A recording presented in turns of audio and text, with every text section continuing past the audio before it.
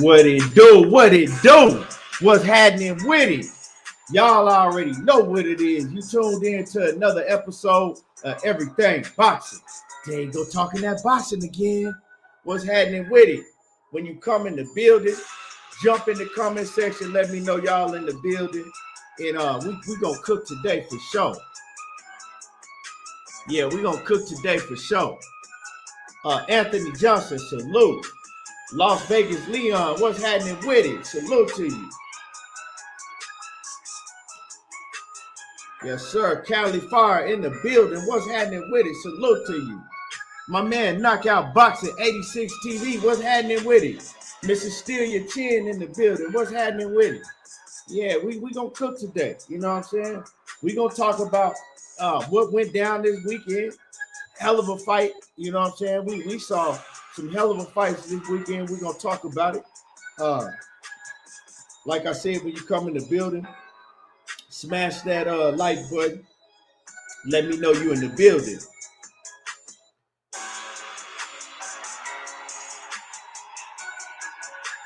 Yeah. Cheese All Out Fitness. What's happening with it? Salute. Yeah. So like I said, a lot of things going on in boxing. You know what I'm saying? We gonna get straight into it. We ain't gonna waste no time. You dig? So first thing I want to talk about is I'm gonna give y'all some news that's going on. You know, Mike Tyson. You remember when Mike Tyson had that huge mega pay-per-view with Triller way back when he fought Roy Jones? I think that pay-per-view did well over 1 million pay-per-view buys. It was big. Now, for a while, we was hearing that, you know, Roy Jones and Mike Tyson never got paid by Triller. So Mike Tyson, he came out again in a recent interview, and he's saying that they still didn't pay him all his money.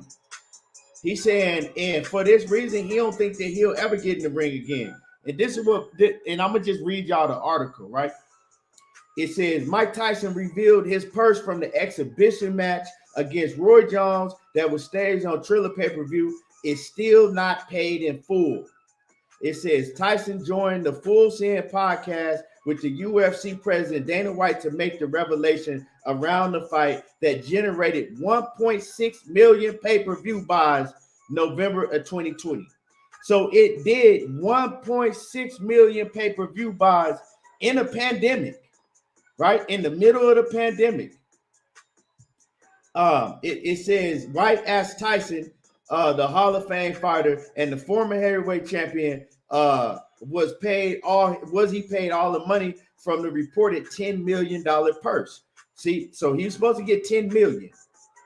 And this Mike Tyson says most of it, but there's still a bunch that's held up, and I can't even say anything about this. Yeah, it was real tricky, said Tyson.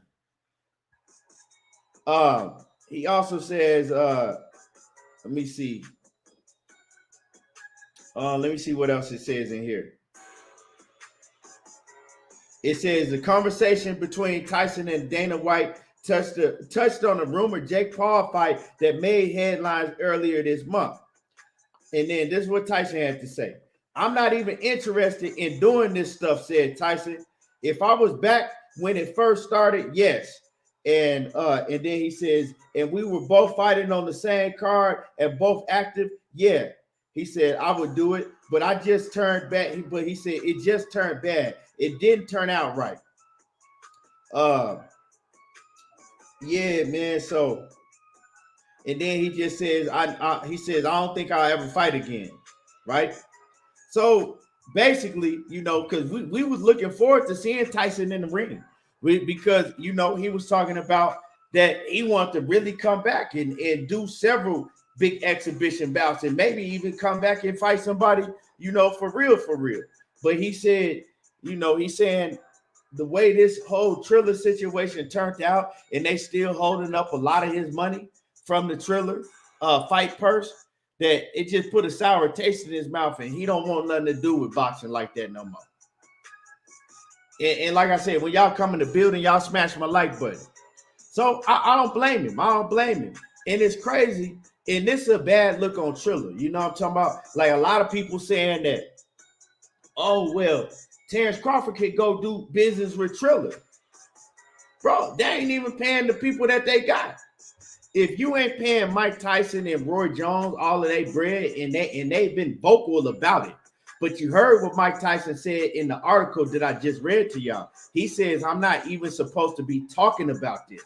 So I'm pretty sure that he has a lawsuit, right? They're going through some type of lawsuit, and he can't really speak on it like that. But we know that they're holding up a lot of his purse. And then that's a bad look for Triller, because Triller ain't been in the game. Shit, when Triller really come in the game? They've been in the game about a year now. For about a year.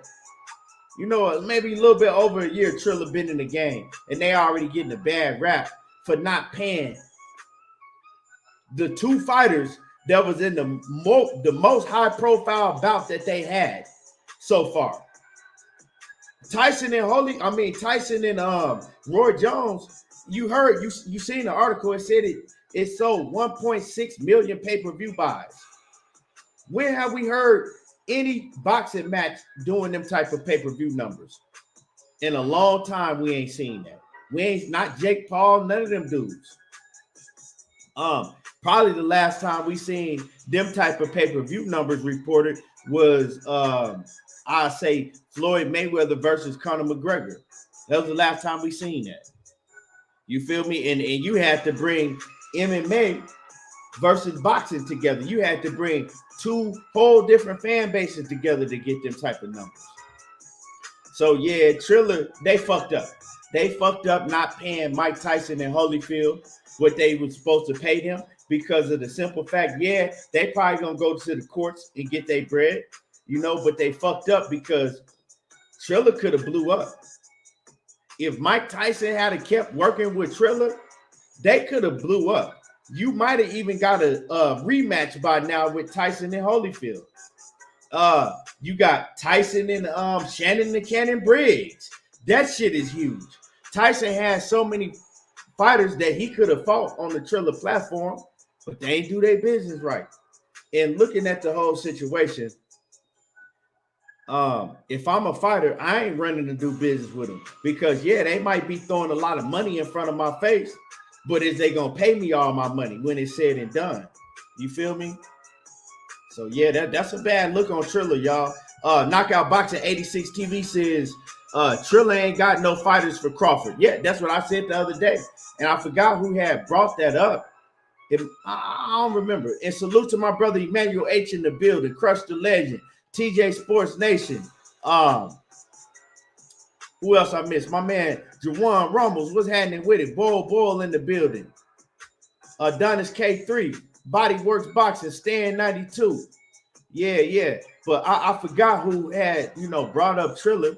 But that's what I said, Knockout. I said, they ain't got no fighters for him over there. You feel me? They ain't got no fighters for him over there. And then it's like, they can't pick none of these fighters from these other promotional companies. Like, they can't get a fighter from the Zone and have them come over to Triller. They can't get a fighter from Top Rank. PBC ain't giving their fighters up to go fight on Triller. So that's a no-go. But anyway, salute to my man Kwame East. Back home safe, man. I hope that you enjoyed your trip, man. I hope that you were able to get certain things off your mind. And welcome back. Welcome back.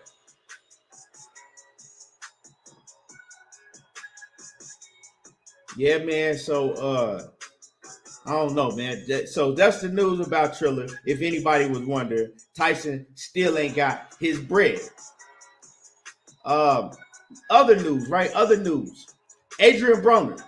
And y'all smash my like button. Y'all smash my like button. Adrian Broner's trainer, GT, you know what I'm saying? Gerald GT. He came out and he spoke about all these fighters calling out AB. You know what I'm saying? We had Conor Ben call him out. We've had, several fighters that we know call out Adrian Broner. And, GT, his trainer, also trains Clarissa Shields, Floyd Mayweather, and, he also trains Tyron Woodley. So y'all know who GT is, right? He came out and he's saying that, man, all of these fighters that's calling out Adrian Broner right now, he said they clowns. He said it's some sucker shit because he feels that, like they should be focusing on real competition that's active. He says that he don't want Adrian Broner to get in the ring with none of these top level fighters, like a Conor Ben or none of these dudes. He says because AB, of course, we know he ain't really been active since 2019, really. You know what I'm talking about? He came back and he fought Gervonta Santiago, but he ain't been active in the sport since 2019. And he feels that before AB get in the ring with any of these guys that's on that top level, he said that he want AB to have like at least 3 fights, 2-3 fights at least, he said. You know what I'm saying? And he says that AB still got incredible hand speed, still got power like a middleweight and all of that. But, he just need to get back into the thick of things. The thing about it is I had said this. I said, man, these dudes calling out AB. I said, AB can't beat none of these dudes right now. You feel me? And to be truthful, I know a lot of y'all was talking, y'all hating on AB. I don't think AB will ever get back. I just don't. I don't think he'll ever get back to that top level because, his lifestyle that he lived outside of the ring, it just don't add up.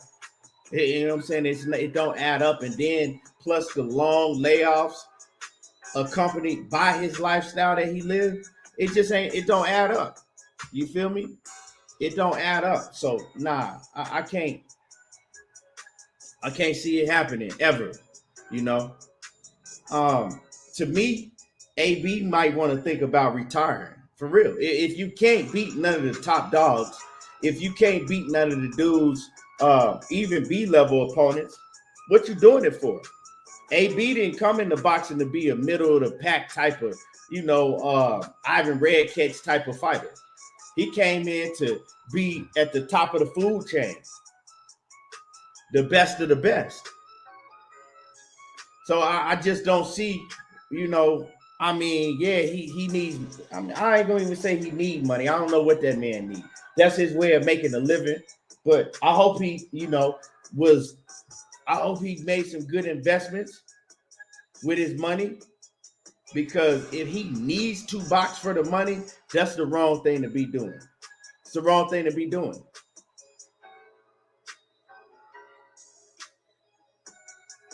Uh, 52 Blocks Network says AB needs footwork and to stop standing wide. He's cutting his mobility off.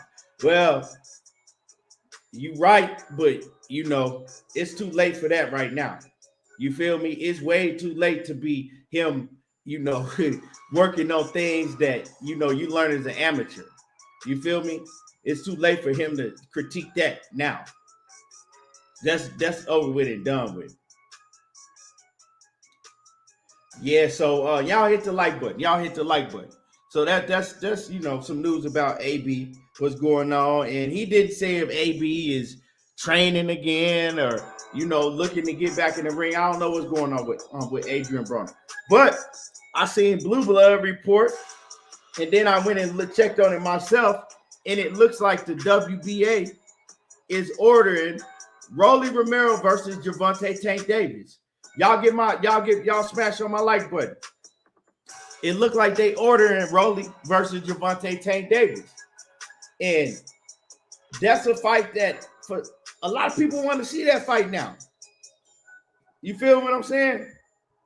A lot of people want to see Rolly versus Gervonta Tank Davis. So looks like the WBA ordering that fight.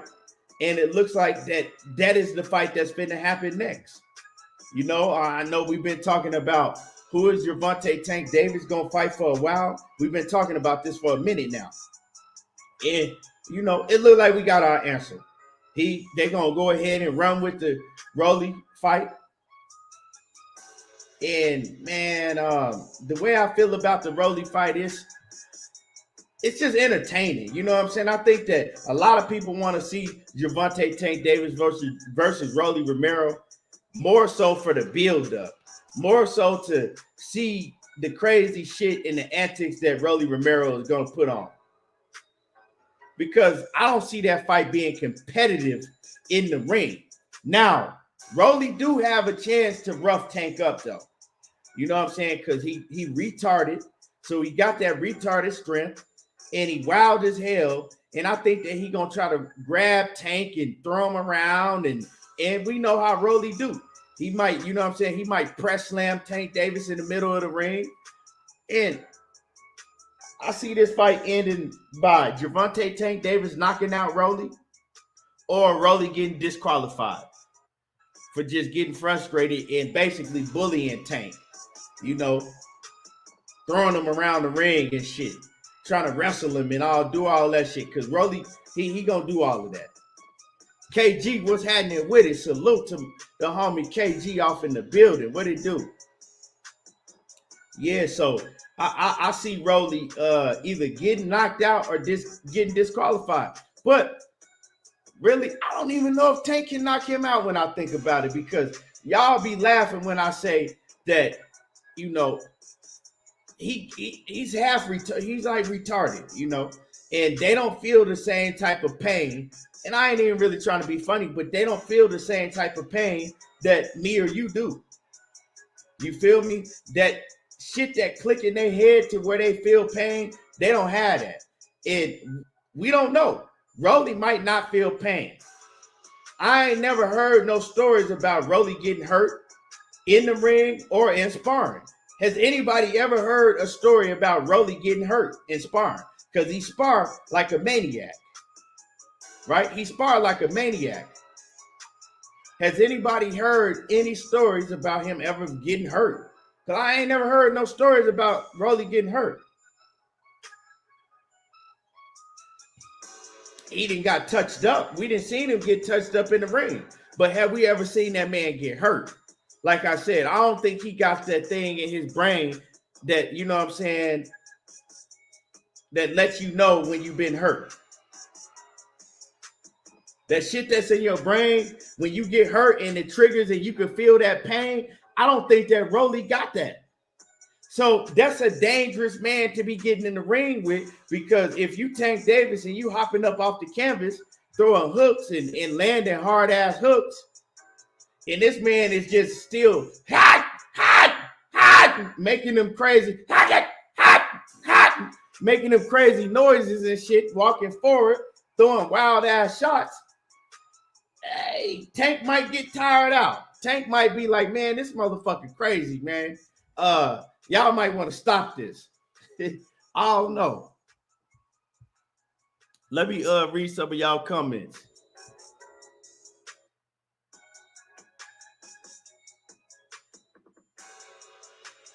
Let me see what y'all talking about in the comment section.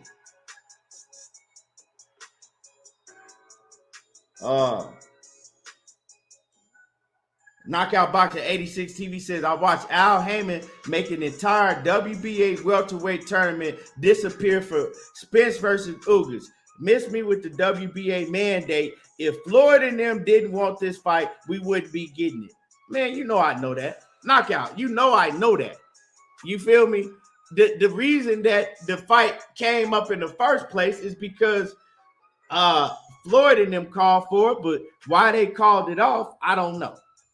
You know what I'm saying? Why they called it off, I think it was I think it was because Rolly was getting on live and he was talking reckless about Floyd and Leonard and them. And I think they try to, you know, show him, all right, bet, we got something for your ass. As fast as we put you in the fight, we're going to show you how fast we can pull your ass out of it.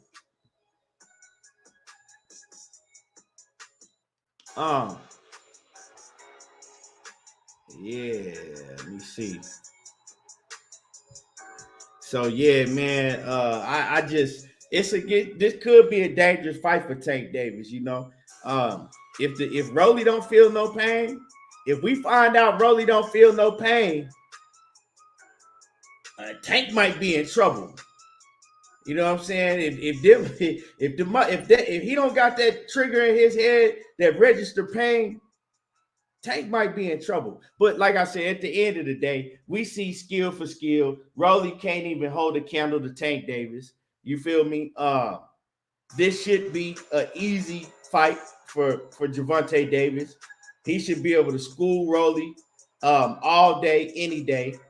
And the only thing exciting about this fight is the build up to the fight. I hope they do like a 24/7 type of, fight camp type of ordeal for this fight, because the build up would be, what I'm saying, the build up gonna be tough. Because Rolly ain't got no fucking sense. He retarded. And so, it makes for it makes for what do you call it? Entertainment. It makes for some interesting entertainment. That's just what that is. Get the smoke. What's happening with it? Yeah, he can't fight.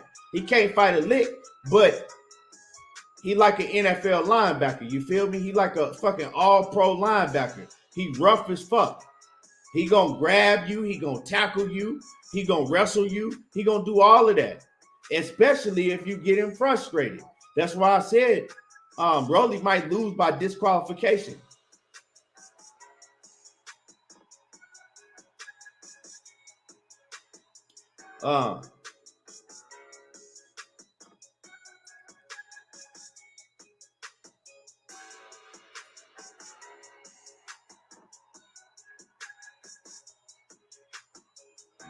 Yeah. So I think that's the fight we probably gonna get next. You feel me? 52 Black Network says, I agree. He says it could be dangerous. He said he agrees it could be a dangerous fight for Tank because Rolly does throw wild power shots, and if they land, they could damage. He says, I don't think we have the same Tank. He says, I don't think we have same Tank really hit that hard. I don't know what I think that was a typo, but yeah, man, it could be a dangerous fight, like I said. Even the shit that Rolly do, you know what I'm saying? He might slam you and break your damn arm. We don't know what Rolly gonna do. Y'all hit my like button. If you in the building, everybody that's in the building, if you ain't hit the like button yet, smash on the like button. DP Rocket, what's happening with it? Salute to you. But yeah, so other news before we get to the main topic, let's talk about Ryan Garcia. So Ryan Garcia says he got a list of opponents lined up. They got a list of opponents lined up for him to fight. He been out of the ring a year, He been out of the ring. Ryan Garcia been out of the ring over a year now. But he talking about he finna come back in April. And I ain't gonna lie, I'm kind of excited to see Ryan Garcia in the ring because at the end of the day, Ryan Garcia, he got some skills and he exciting to watch because everybody he get in the ring with, he stop him. So we keep hearing Tevin Farmer, he on Ryan Garcia's neck. He's saying Ryan needs to sign that contract and stop bullshitting around.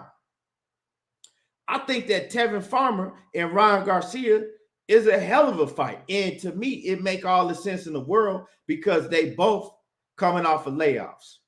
Ryan Garcia is coming off a layoff. He coming off of, I think he had a hand surgery or something, all of that shit. So they both coming off layoffs, right?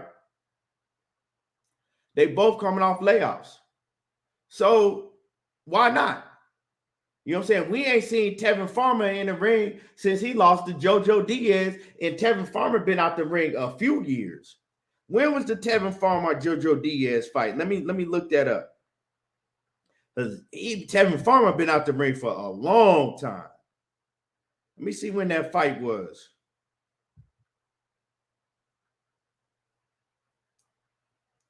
Let me see.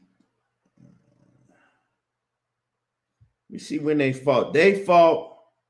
Hold on. Tevin Farmer and Joseph Diaz fought.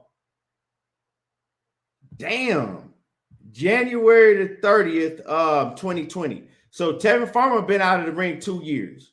And it's going to be over 2 years, if him and Ryan Garcia fight in April. And y'all hit my like button. Come in the building and smash on the like button. So Tevin Farmer has been out the ring 2 years. Ryan Garcia been out of the ring over a year. So why not make that fight? You know what I'm talking about? Why not make that fight? Make that fight. Whoever win, they can get to smoke with whoever. Get one of these big names if they show out. But I don't have no problem with that fight. Ryan Garcia and Tevin Farmer. I really don't got no problem with that fight. What y'all think about that fight?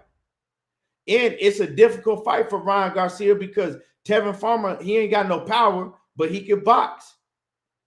And can Tevin Farmer come back and outclass Ryan Garcia? Ryan Garcia ain't never been in the ring with nobody that could box like Tevin Farmer, that's slick like Tevin Farmer. So he could give Ryan Garcia a lot of problems. Or can Ryan Garcia catch him and put him to sleep? It's a good fight. You feel me?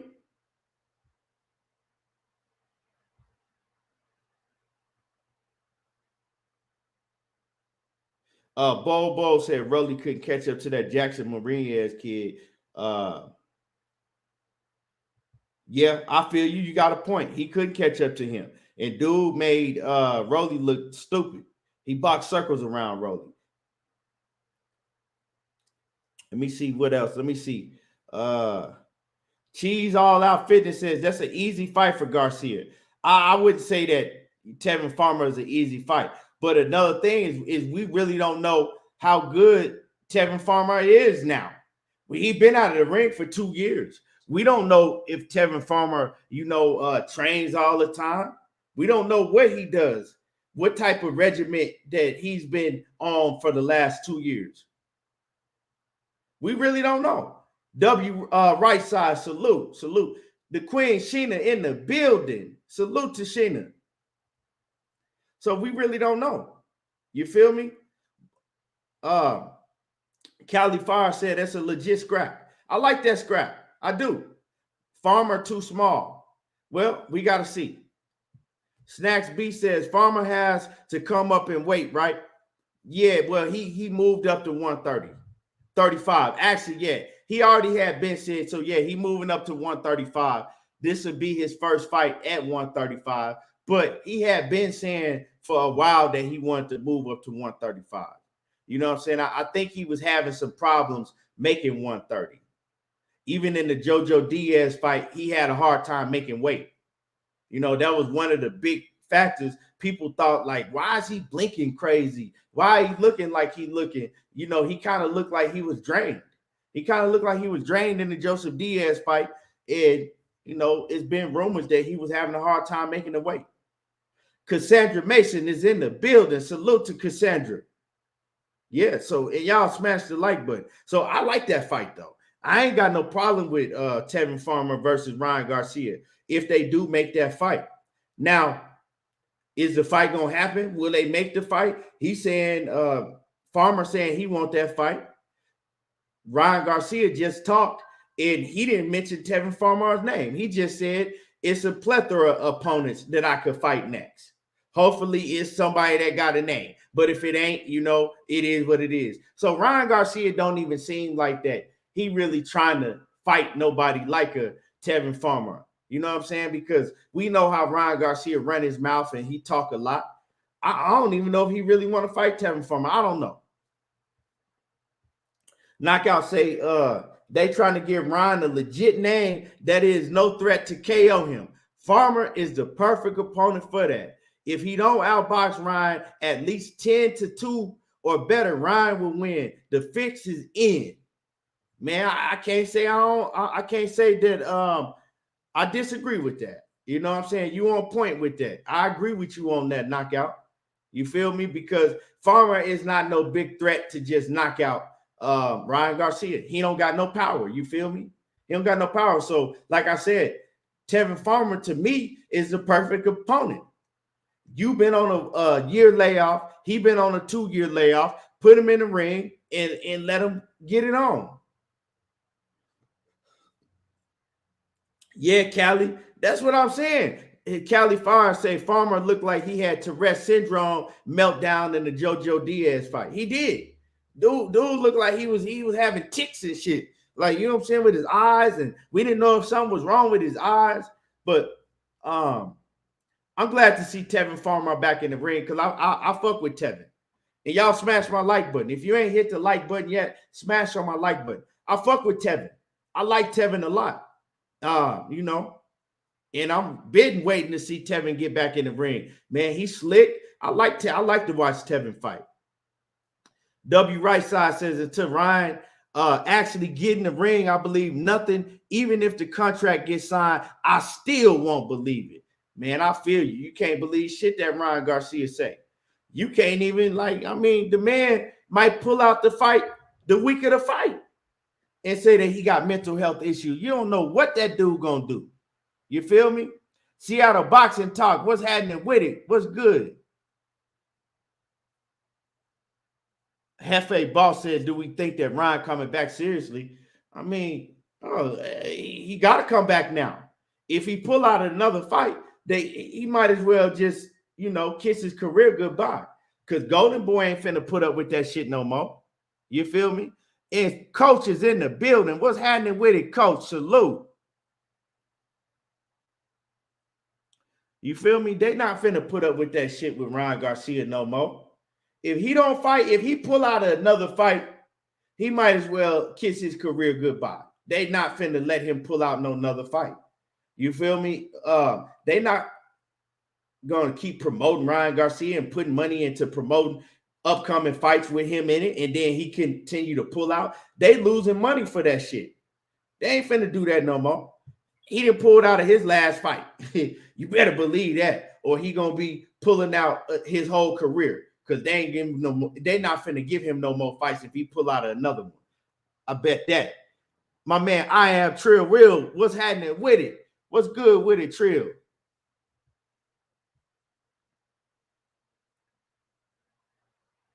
But you know, that's a good fight to me. Yeah, Trina, Sheena, salute to the Queen Sheena in the super chat. She says, I told you Gary Russell would need a KO win. You disagree. Yeah, and Sheena, I just didn't want to put that in the air. You feel me?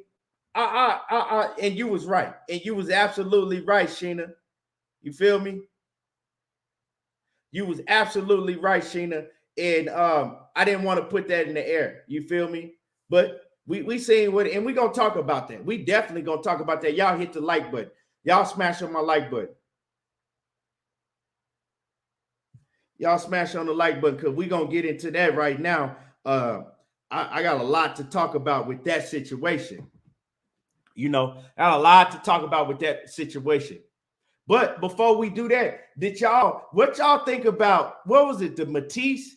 What was the co-main event knockout? It was Matisse versus, what was the African dude name? Write it in the chat. Write it in the chat for me, somebody. The co-main event on Showtime. That was a hell of a fight. That was a hell of a fight. You feel me? What's good with it? Money Brown TV in the building. Yeah, man. Them Rams pulled it through, Money. You know what I'm saying? They pulled it through. And I won me a little bit of money on my parlay. Salute to them Rams, man. They tried to get that fucking game away, though, Money. Your Rams tried to everything they could to get that game away. Yeah, knockout. So the Matisse how you say that shit? Renayan. Matisse versus Renayan fight. I'm probably saying it wrong, but y'all know what I'm talking about. That co-main event, that shit was lit. Them dudes went at it. And I'm gonna tell y'all something. This is what I think. I think that Matisse was on roids. I think he was on roids. If y'all watch that fight, that dude did not stop throwing punches in the whole fight. He did not stop throwing punches the whole fight. He never stopped throwing. He was coming forward the whole time. He was trying to push Renayan back the whole time, but he was getting countered and he was getting hit with everything plus the kitchen sink. You feel me? He was, but he never stopped throwing punches. And I'm looking at him and I said, this dude is not even throwing, like he's not even breathing hard. This dude did throw 1,000 punches and he ain't even breathing hard. And then I said, man, this dude look like he on some shit. I said that. I said, man, dude look like he on roids. And then I look at his back and he got them big ass fucking acne bumps, knots all over his back. He knotted up all over his back. I said, yeah, dude on that shit. And see, y'all got to realize that in those level of fights like that, they don't do drug testing. They might do, you know, a piss test here and a piss. They don't do no blood testing, none of that shit. So my belief is that Matisse was on some shit. But it doesn't matter. Whatever you take, if your chin, it ain't going to help your chin. And y'all smash my like button. Whatever you take, it ain't going to help your chin. And like I said, that man ain't get caught on nothing because they don't do drug testing like that. But I really think that he was on some shit. The way that he was fighting and he wasn't getting tired and all of the punches that he was throwing and he continued to come forward and never stop, I think Matisse was on some shit. I really do.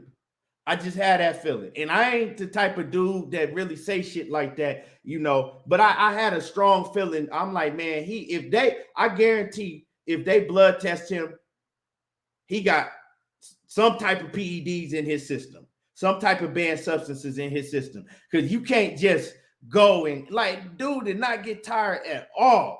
And I'm talking about that was a grueling fight. He was getting hit with vicious body shots, head shots, and he just kept coming like a fucking machine. And he wasn't breathing hard. Yeah, Matisse defense, he always fight like that. 70, 80 punches per round. And I think that he always been on some shit. You feel me? Like, people got to understand, like, at that level, they don't drug test because they can't afford to do extensive drug testing. They might do a piss test, and most shit you can't find in piss. That's just mine. Don't nobody got to agree with me, but I just think that he was on some shit. Them big ass knots in his back, that shit screams steroids to me. And the way that he was just, nah, Hefe boss, they don't test in fights like that. Testing, they say that testing costs too much. And, you know, most of the fighters, they got to pay for testing themselves. Unless it's like a WBC title belt and you got to enroll in VADA. And speaking of that, why isn't Mario Barrios enrolled in VADA? Nor Conor Benn. Now, Conor Benn, they took them out of the ranking system, right? Now, I don't know with Conor Benn, maybe he not going the WBC route, but Mario Barrios and Keith Thurman is supposed to be for some type of eliminator. It's not a final eliminator, but it's some type of WBC eliminator, right? So you would think that Mario Barrios would be enrolled in WBC clean boxing program, but he's not. Keith Thurman is. Keith Thurman is enrolled in the WBC clean boxing program. So that means that if Mario Barrios were to pull off the victory in the Keith Thurman fight, Mario Barrios, he can't it ain't nothing. He can't be in no type of eliminator because he's not even enrolled in the clean boxing program. So with that being said, Keith Thurman is getting tested. He's enrolled in VADA, the clean boxing program, and Mario Barrios is not enrolled in VADA.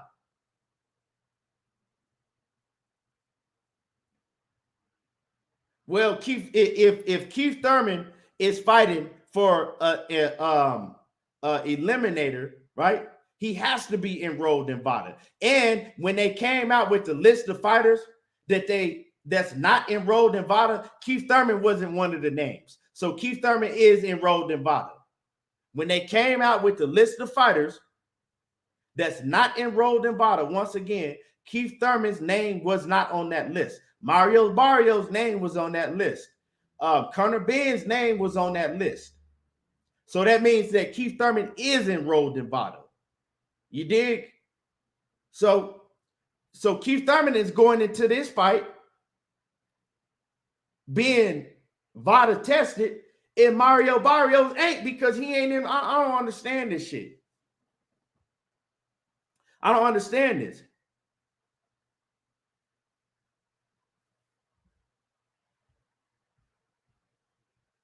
I really don't understand how Keith Thurman is letting this man get in the ring with him, and this man ain't enrolled in the clean boxing program, and you are. You feel me? I don't trust none of these dudes. And then you got to think he's moving up to 147. Barrios ain't never fought at 147. Why isn't you demanding him to be drug tested? So if Keith Thurman fuck around and get upset, if he fuck around and lose and get upset, I don't want to hear nothing about, well, Barrios was on some shit, because Keith Thurman didn't have to let that shit happen. Just the same with the Manny Pacquiao situation with Keith Thurman. I don't know. And my man Batman in the building. What's happening with it, Bat? Like I said, Bat, I'm about to cook on this Gary Russell situation. If you want to hop on the panel, just let me know. And, well, matter of fact, I'll just send you the link. And if you want to, click in, if you want to tap in, just, click on the link.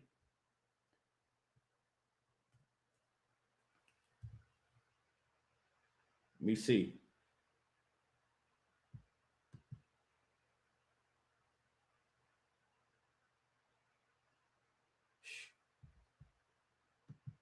So that shit just put up a red flag to me when they came out with the list of fighters that wasn't enrolled in VADA, the clean boxing program, and Mario Barrios' name was on that list, and he got a fight coming up in a couple weeks.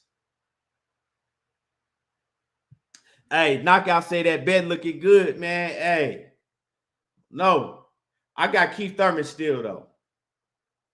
I got you. I got you, Knockout. I'm going to send you the link right now. I still got Keith Thurman, though. You see me? I still got Keith Thurman, so it is what it is. But Keith Thurman is not a big favorite in that fight. He's not a heavy favorite at all. He's only like a negative 150, so that means like he's barely a favorite. People that know, odds and stuff like that, they know what it is. Keith Thurman's not a big favorite, and it would surprise me that he wouldn't be a big favorite over Mario Barrios. But he's not even a 2-1 favorite. He's like a 1.5 to 1 favorite.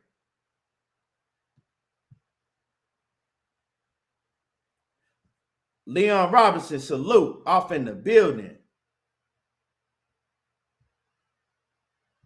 Yeah, man. So I don't know, man. But we're gonna talk about the Keith Thurman situation a lot more, in the upcoming days and things like that, because that fight is what is we like the week after next. I think they fighting the week after next, so that shit coming up. You feel me? So let's get into this Gary Russell situation. I want to get into this Gary Russell versus Mark Magsayo fight. Now I'm looking at the build-up.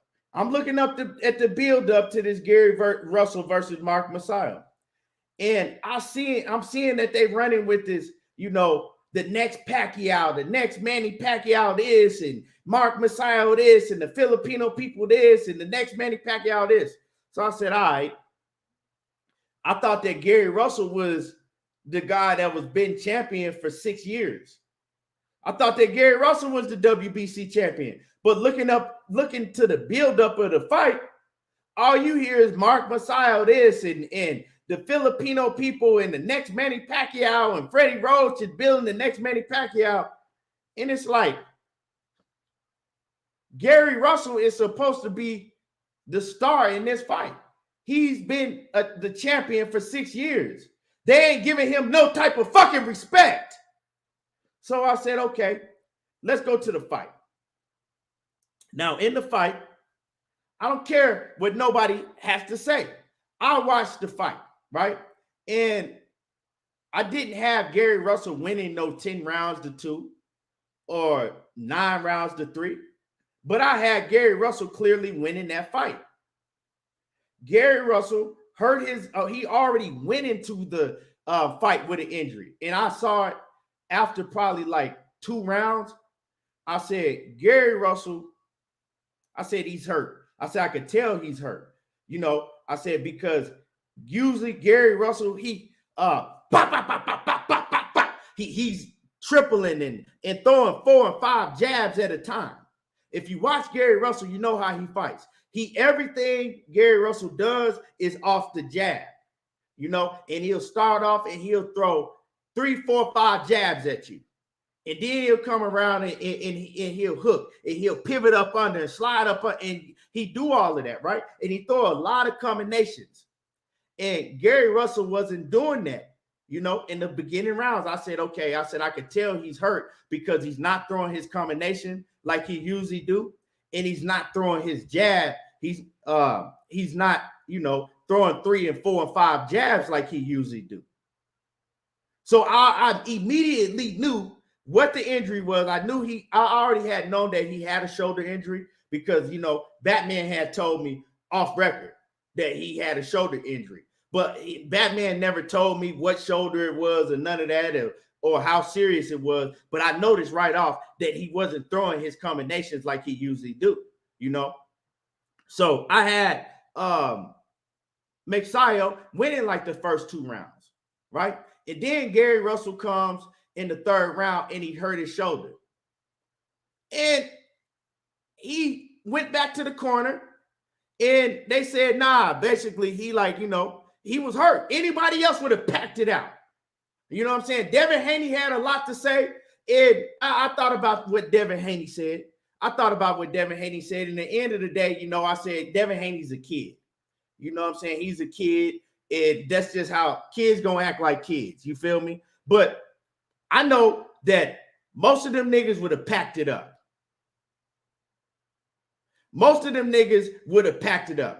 They wouldn't have continued to fight when their lead hand, their whole arm, they can't use it. Gary Russell schooled that dude with nothing but footwork and ring IQ and pop shotted him. And Gary Russell pop shotted him. He countered him all night. If Gary Russell moved Mark Magsayo wherever he wanted him to go, that's where Gary Russell put him. And he did it all with ring IQ and footwork. That shit was brilliant to me. A man that you knew he only had one arm. It's not like you hurt it. It's different from hurting your hand, right? You hurt your hand and you still, you know, able to use it. You still able to throw the punch, right? You still able to throw the punch. You still able to, you know, do certain things when you if you hurt your hand. I see Tank Davis. He just hurt his hand against Eastside Cruz, but Tank Davis was still throwing punches. You feel me? He was still throwing punches. Hey, Keith, just give me a minute. When I'm about to come in, I'm okay. Playing for this money right quick. I'm about to come in.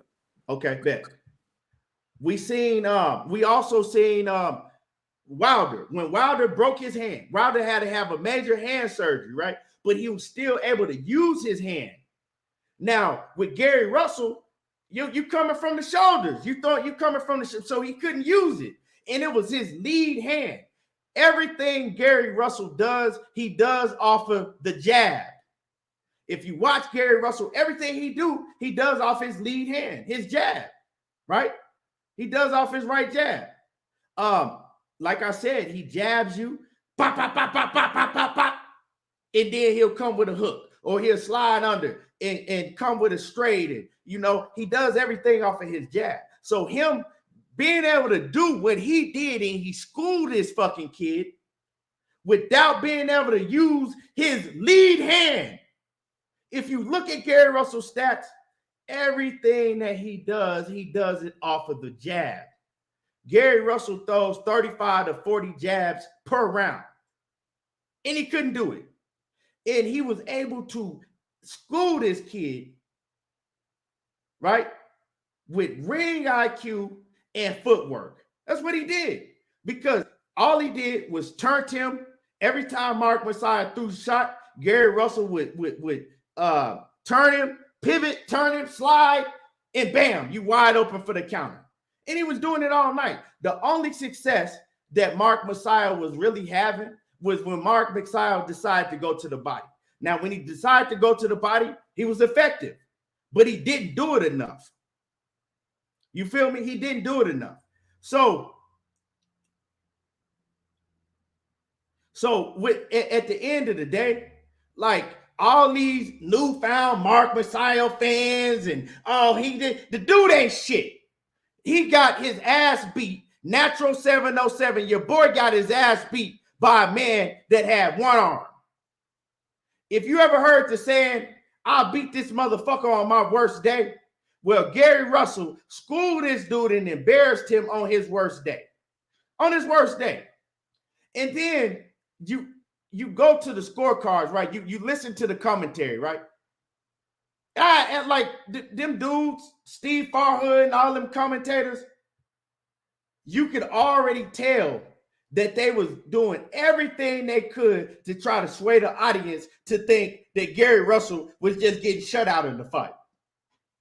Like, it was the worst shit I had seen. They didn't give Gary Russell no respect. The whole time, even Abner Mares had to tell him, like, bro, Gary is, you know what I'm saying? Gary's landing all these shots. Gary is countering this guy. And these stupid motherfuckers, the whole time, they trying to overtalk everybody, trying to make it like that Gary Russell is just getting shut out. And I said, what the fuck is going on here? And you can see clearly that the screw job was out for Gary Russell. And then after they gave that fucked up ass announcement and robbed Gary Russell, because like I said, it was a robbery, because you don't do no champion like that. Gary Russell clearly won the fight. You feel me? He clearly won the fight. He clearly did enough to win. Mark Magsayo was missing all night. He was looking like a fucking, you know what I'm saying? He was looking like a bull that couldn't catch up to the matador. Like I said, Gary was moving and turning this motherfucker wherever he wanted him to go.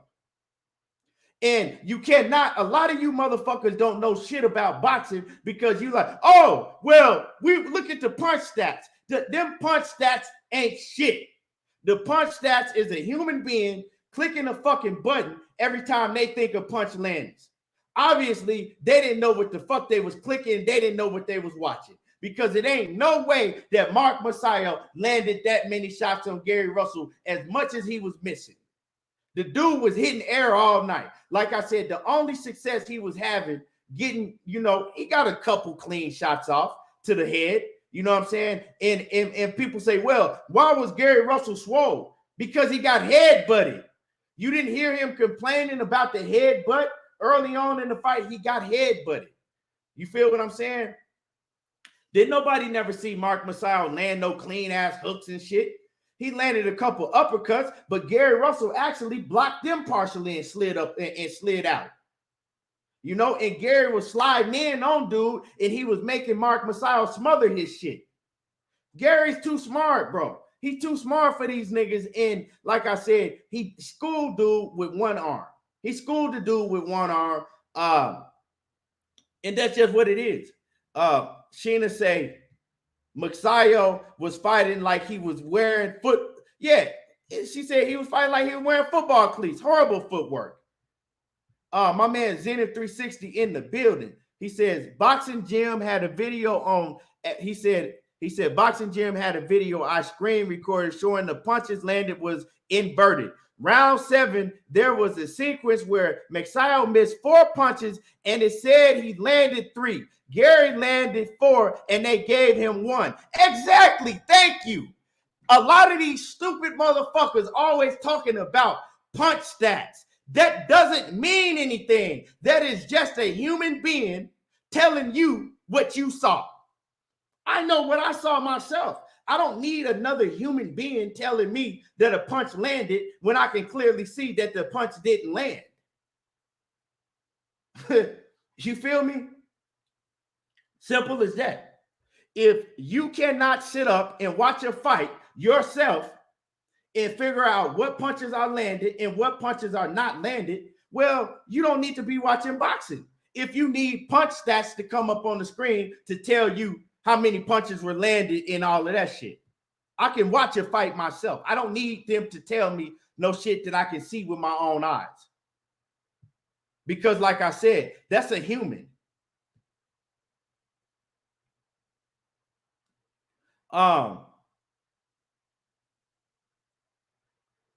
So Natural 7, since you got a lot to say in the fucking comments, bring your ignorant ass up here on the panel.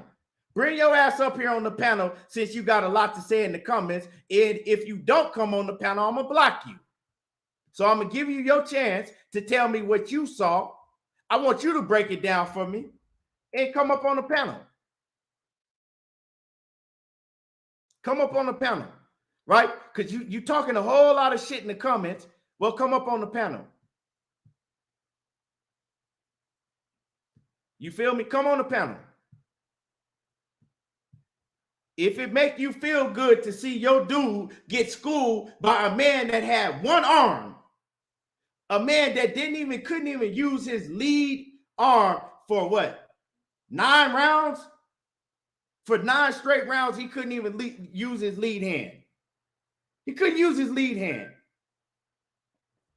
And still schooled dude. Still schooled him. Anybody else, that fight should have been a fucking blowout. You feel me? That fight should have been anybody else, that fight would have been a blowout. Gary Russell just has skills that is different than any of these dudes. Gary Russell's skill set is on another level. Anybody else, that fight would have been a blowout. You know what I'm saying? And so let's go back to when they called, right? So another thing I want to say, right? A lot of people, you out of here. You out of here. You out of here. Like I said, I gave you a chance to hop on the panel. You gone. You can go ahead and watch from the motherfucking audience. Now, a lot of people, right, they score because they said, oh, well, he was a lot more aggressive. He was throwing a whole bunch of more punches than Gary was. That doesn't mean anything. Effective aggressiveness, right? Effective aggressiveness. He was aggressive, but was it effective? Was he landing them shots? No, he wasn't. Like I said, the only time he was effective is when he was going to Gary Russell's body, but he wasn't doing it enough. He was getting countered all night.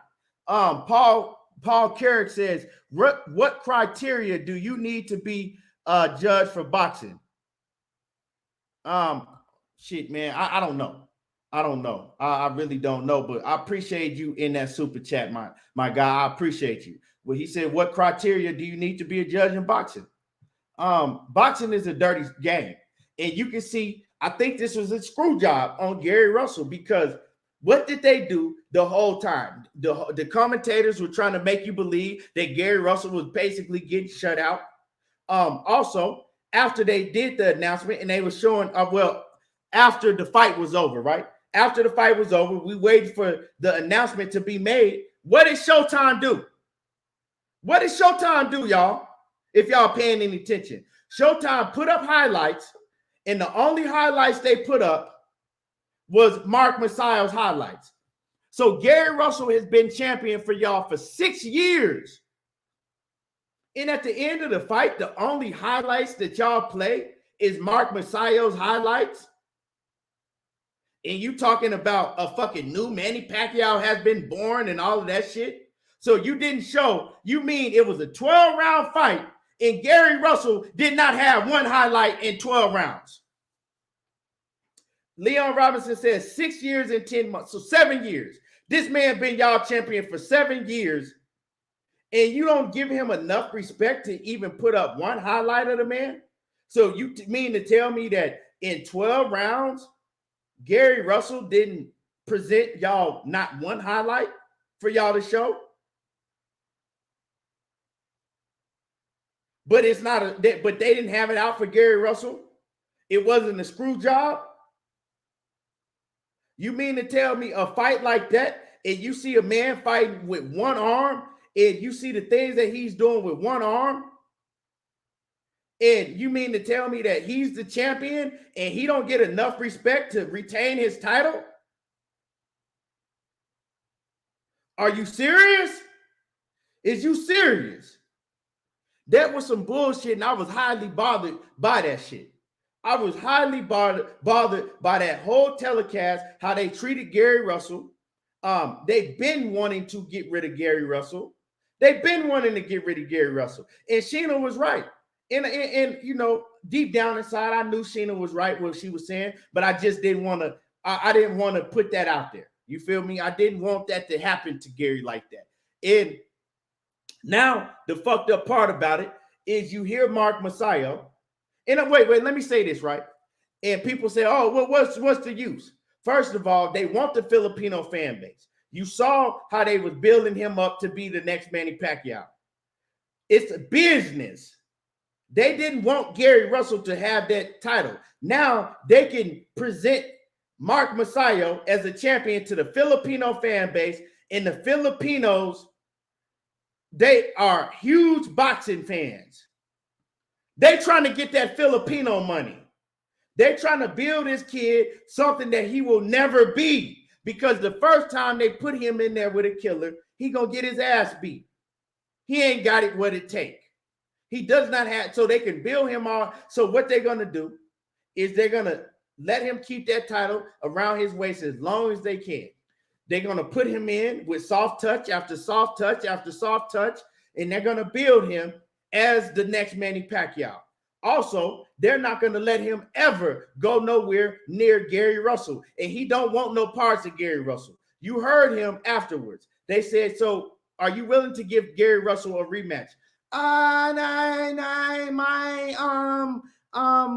promotional team? No, they didn't ask you about your promotional team. They asked you, Mark Magsayo, are you willing to give Gary Russell a rematch? And y'all got your answer. The answer is no. You got your answer, plain and simple. The answer was no. I am not willing to give Gary Russell a rematch. Like Batman say, that's it, that's all. Y'all saw what happened. Make it make sense to me that Gary Russell didn't have one highlight the whole night. And you telling me that it wasn't a fucking screw job? Now, I'm not saying that the fight was just the biggest robbery I've ever seen in boxing, because we've seen bigger robberies in boxing. We've seen fighters, win 11 rounds to 1 and get robbed. We've seen fighters win 10 rounds to 2 and get robbed. I thought the fight was closer than that. I did. I'm not going to sit up here and just, fake the funk, but I thought that Gary Russell clearly did enough and he won enough rounds to win the fight.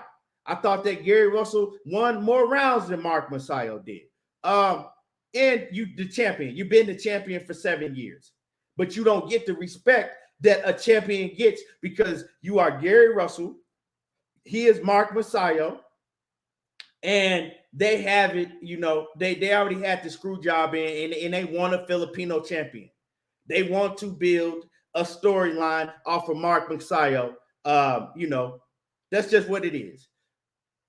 So, my man, Coach, says Gary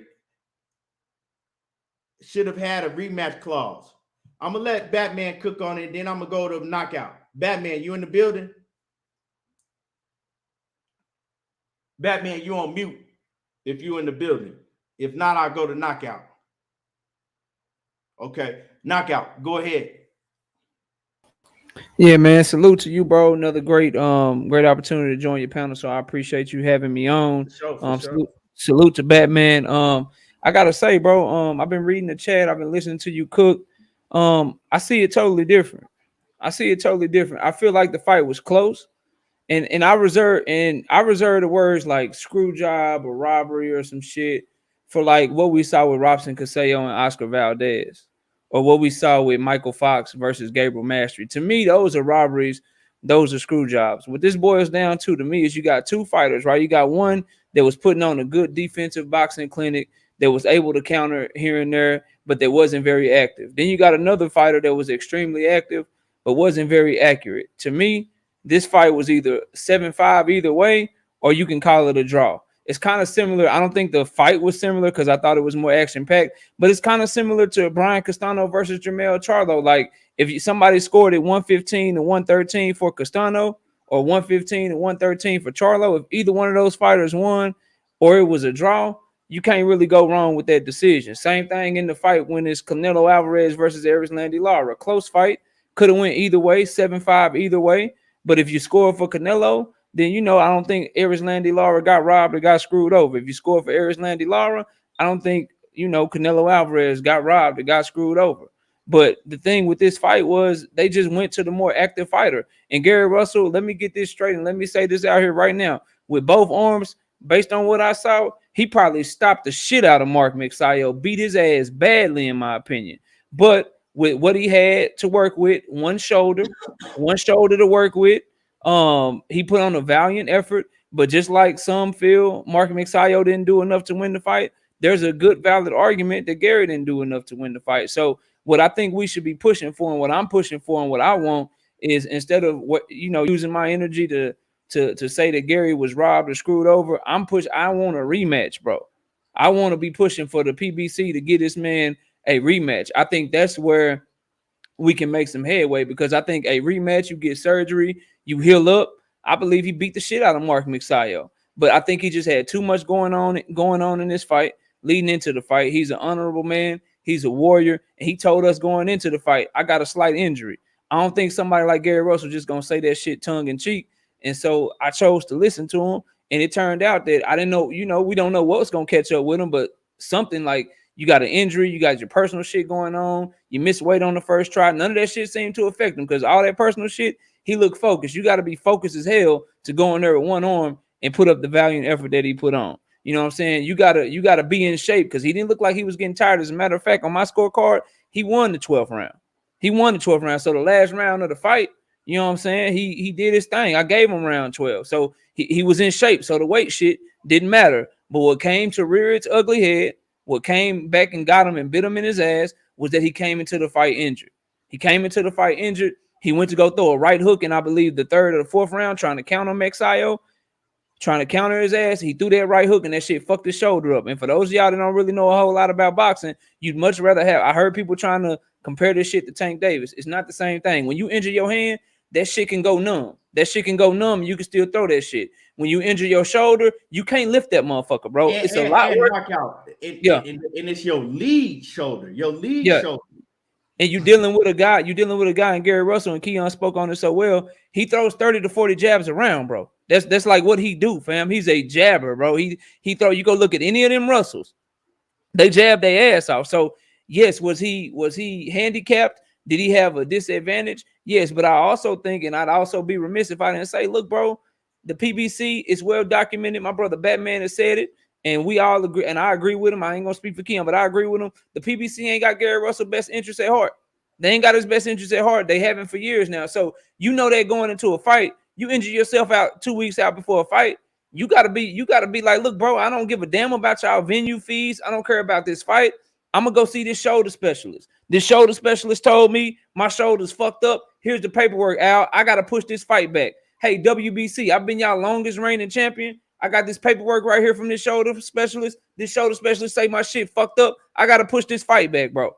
But he went in there injured, and as a result, he didn't put on as good a performance as he could have, and he made the fight close. And when you make the fight close like that, and it's 7-5 either way, and you get in a situation where the promotional company ain't behind you, bro. This man got a whole country in the Philippines behind him. When you put yourself in that situation, you set yourself up for that shit. And so while I think the fight was close, I ain't mad at nobody that got it scored for Gary Russell Jr. I don't think that saying the judges scoring the fight for Magsayo based on how the fight played out, I don't think I'm ready to say that was a robbery or that was some sort of screw job in any way. And that's really my take on the whole situation, bro. Well, knockout. I explained the screw job, right? Like I said, I've seen fights that were bigger robberies. I've seen 10-2s and 11-1s and motherfuckers get robbed, right? When I'm saying the screw job, I'm talking about the whole ordeal, right? The whole setup, how they did Gary Russell on Showtime, right? The build up to the fight, it was all Mark Magsayo, the next Manny Pacquiao, right? This man been your champion for 7 years, and then afterwards, right after, and then even during the fight, the commentary, you was watching it just like me. Yeah, they were biased. They tried to make it sound like that Gary Russell was getting just shut out. He was just getting dominated, right? So a lot of these motherfuckers is coming. Oh, Gary Russell, he got his ass whooped. Yeah, because you motherfuckers know shit about boxing, and all you can do is listen to commentators, right? Take your fucking hand and lead you wherever they want to take you. That's what a lot of these so-called boxing fans, they don't know shit. They have to rely on the commentary to lead them and take them to wherever the commentary takes them. You know what I'm saying? They can't do like me and you and watch a fight, right? So the commentary, I agree. They wanted you to believe. They never said nothing when Gary Russell was making dude miss and countering him. They wasn't calling none of that. Everything was they were just speaking to the aggression. Mark is that. Huh? I said, no, you were right. They were just speaking to Mark Magsayo and how aggressive he was and the one sided shit. Yeah, I agree with that. My thing would be this thing, bro, and it speaks to my point even more. If you know that, like, you got to know that if you Gary, you know what I'm saying? I'm sure you know that shit going in, so you got to make sure you 100, bro. And this ain't the first time people been biased. Remember, they was biased as shit when Kell Brook was fighting Earl Spence. But Earl Spence turned up on his ass and made it to where, look, ain't no doubt, bro. Ain't shit going down over here. Josh Warrington versus Mauricio Lara. They was biased as hell over there commentating for Josh Warrington. But Mauricio Lara said, nah, bro, look, I'm turning up on your ass. But when you go in there injured, bro. You have the ability to do that. Yeah, but you knew you was injured 2 weeks before, bro. You knew you was injured 2 weeks before. You gotta go, you gotta push that shit back, bro. That's all I'm saying. Like I agree with you. He did his thing with what he had to work with. But bro, like, you know, they ain't got your best interest at heart, bro. You gotta move a little bit different and do and be a little smarter than them so that they can't do that shit with you, dog. Right. Like I said, I agree with you, right? And then the other thing, why I said the screw job afterwards, when we waiting to see, you know, we waiting for the scorecards to be called. They showing the highlights, and every highlight is Mark Magsayo. Yeah, that shit was crazy. You this man been your champion for 7 years, and you ain't put up one highlight out of 12 rounds. All the highlights they put up was Mark Magsayo. So I'm saying a screw job because they already had it in place who they wanted to win. They already the cards were stacked up to the ceiling against Gary Russell.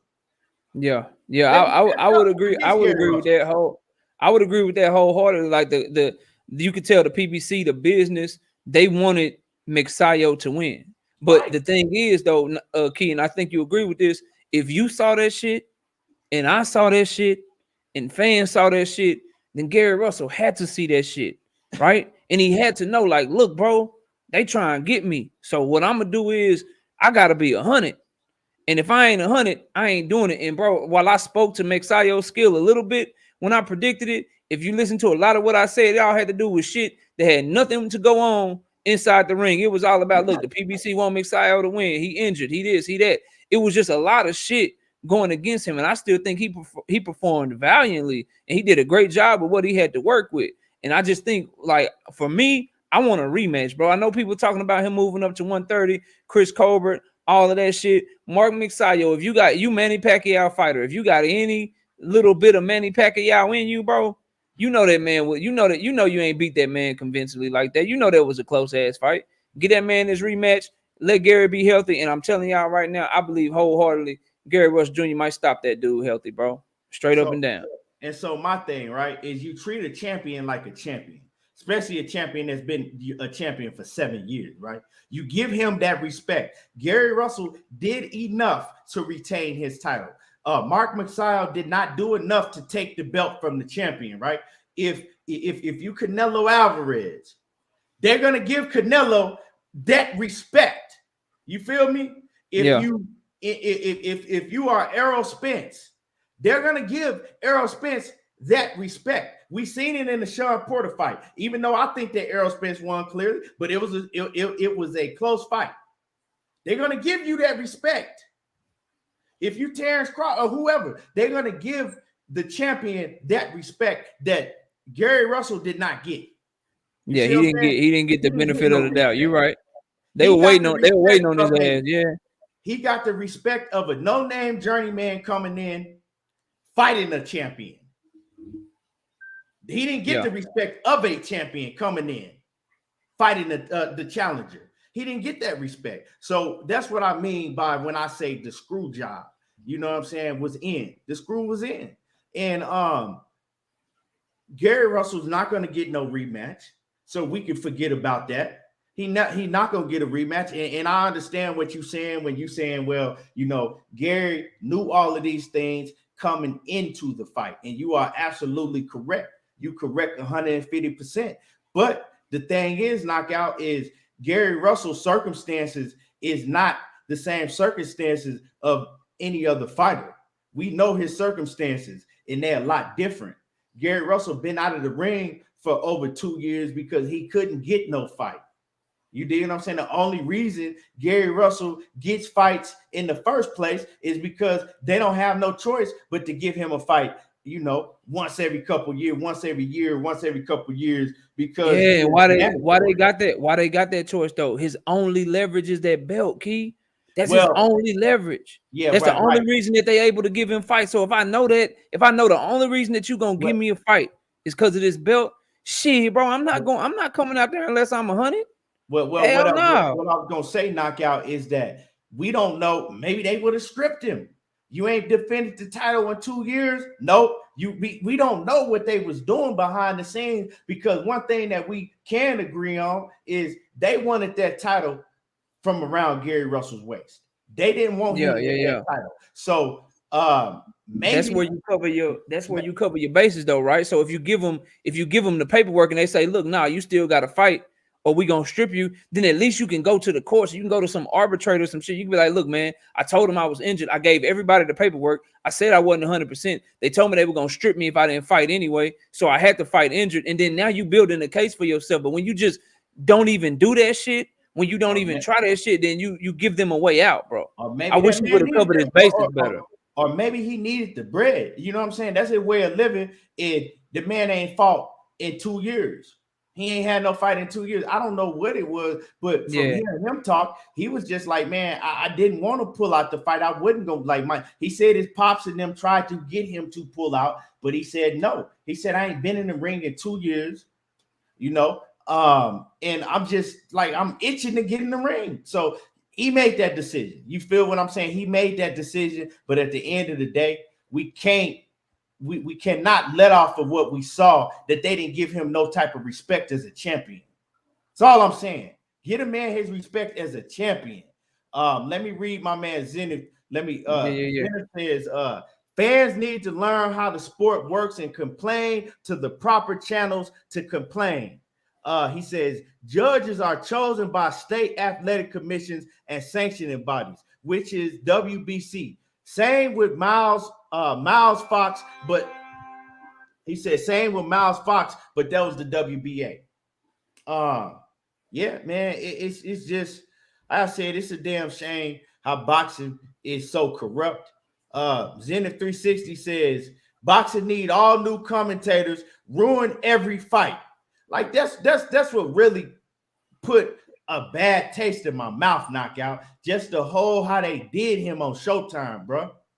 Yeah, they shined on him. They stunned on his ass. That's why I turned the volume down. I listened to one of the brothers call the fight, the BFTB, and salute BF. I see you in the building. Or KQKC. I listen to them call the shit because they'll have you thinking you don't believe what the hell you seeing, bro. If you listen to them too carefully and shit. So, but a lot of these motherfuckers, they don't know shit about boxing. They need the commentators to tell them what they seeing and what they ain't seeing. So the commentators, they gonna take they take full advantage of that shit. My nigga BFTV boxing off in the building. What's happening with it? What's good up, with BF? it, fam? What's happening with it, fam? And BF finna be on right after me. But yeah, man, it's just so a lot of these clowns, you know, they get that's their juice. That's they the commentators were saying this and that. Motherfucker, watch your fight for yourself. I don't care what they were saying. I don't give a fuck of what them company box stats was saying. With another man that's sitting there clicking a button every time he think a punch landed. Because it ain't no way that Mark Magsayo landed that many punches, not even near that many punches on Gary Russell. When you look at them punch stats, they had him landing. Shit. See, here's the thing. That's what's crazy. Like, I still scored it for Magsayo, but I'm looking at him right now. They said Magsayo landed 20 punches in round 5, and Gary Russell only landed 4. But I scored it for Gary Russell in that round. Right, exactly. now check this out, right? They was tripping, bro. They was tripping with them punch stats. Like, you can't pay attention to that bullshit. You gotta score for yourself, man. Now, but do y'all see a pattern that's going on now, right? And I'm gonna tell y'all, right? Because we try to, we talk boxing for boxing, right? We try to lead the race and everything out of it. But why is every white fan and every Mexican fan just so elated that Gary Russell lost? You tell me, because he a problem for Leo Santa Cruz and Navarrete, and they feel like Navarrete or Leo Santa Cruz can beat Mark Magsayo. So now watch out, everybody's gonna start pushing for some unifications and shit. Hey, y'all hold on real quick. Hey, yeah, I got you.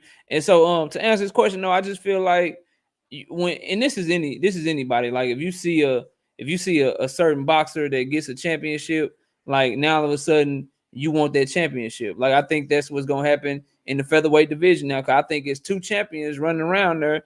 There's food for the other champions. I believe that Kiko Martinez, they can't wait to try to make their fight. Try to make that fight. Josh Warrington was real quick to try to fight Kiko Martinez, but he ain't want no rematch with Kid Galahad. And then now you see Mark Magsayo try to do it. Bob Arum, he wasn't trying to make no cross promotional fight with Navarrete and Gary Russell Jr. and Leo Santa Cruz wasn't trying to make no in-house unification with Gary Russell Jr. But I guarantee you, Bob Arum probably on the phone today or yesterday trying to see if he can make an inter promotional fight between Mark Magsayo and Emmanuel Navarrete. Like, when you see food, when the sharks see blood in the water, they trying to get that shit. So the featherweight division, I'm gonna tell you right now, it got 2 champions that are clearly better than the other 2 champions. So they're gonna start running down on that shit. You got Kiko Martinez as the IBF champion. Now you got Magsayo as WBC champion. Watch Leo Santa Cruz get this Magsayo fight. If Leo Santa Cruz get through his shit next week on February 5th, I guarantee you later on in the summer, we're gonna see Mark Magsayo versus Leo Santa Cruz. I'd be willing to bet you whatever you want to bet. Straight up and down, bro. I agree with you. You know what I'm saying? That's why, bro. That's why they're excited, because now Leo's doing what they call it chasing greatness. They call it chasing greatness. Now you're gonna start chasing greatness. Ain't none of these Mexican fans or white fans gave a fuck about Mark Magsayo until he fought Gary Russell. They probably didn't know who he was. They probably didn't know who he was. That shit, bro. You know what I'm saying? I mean, I understand it, but you feel you dig what I'm saying, though.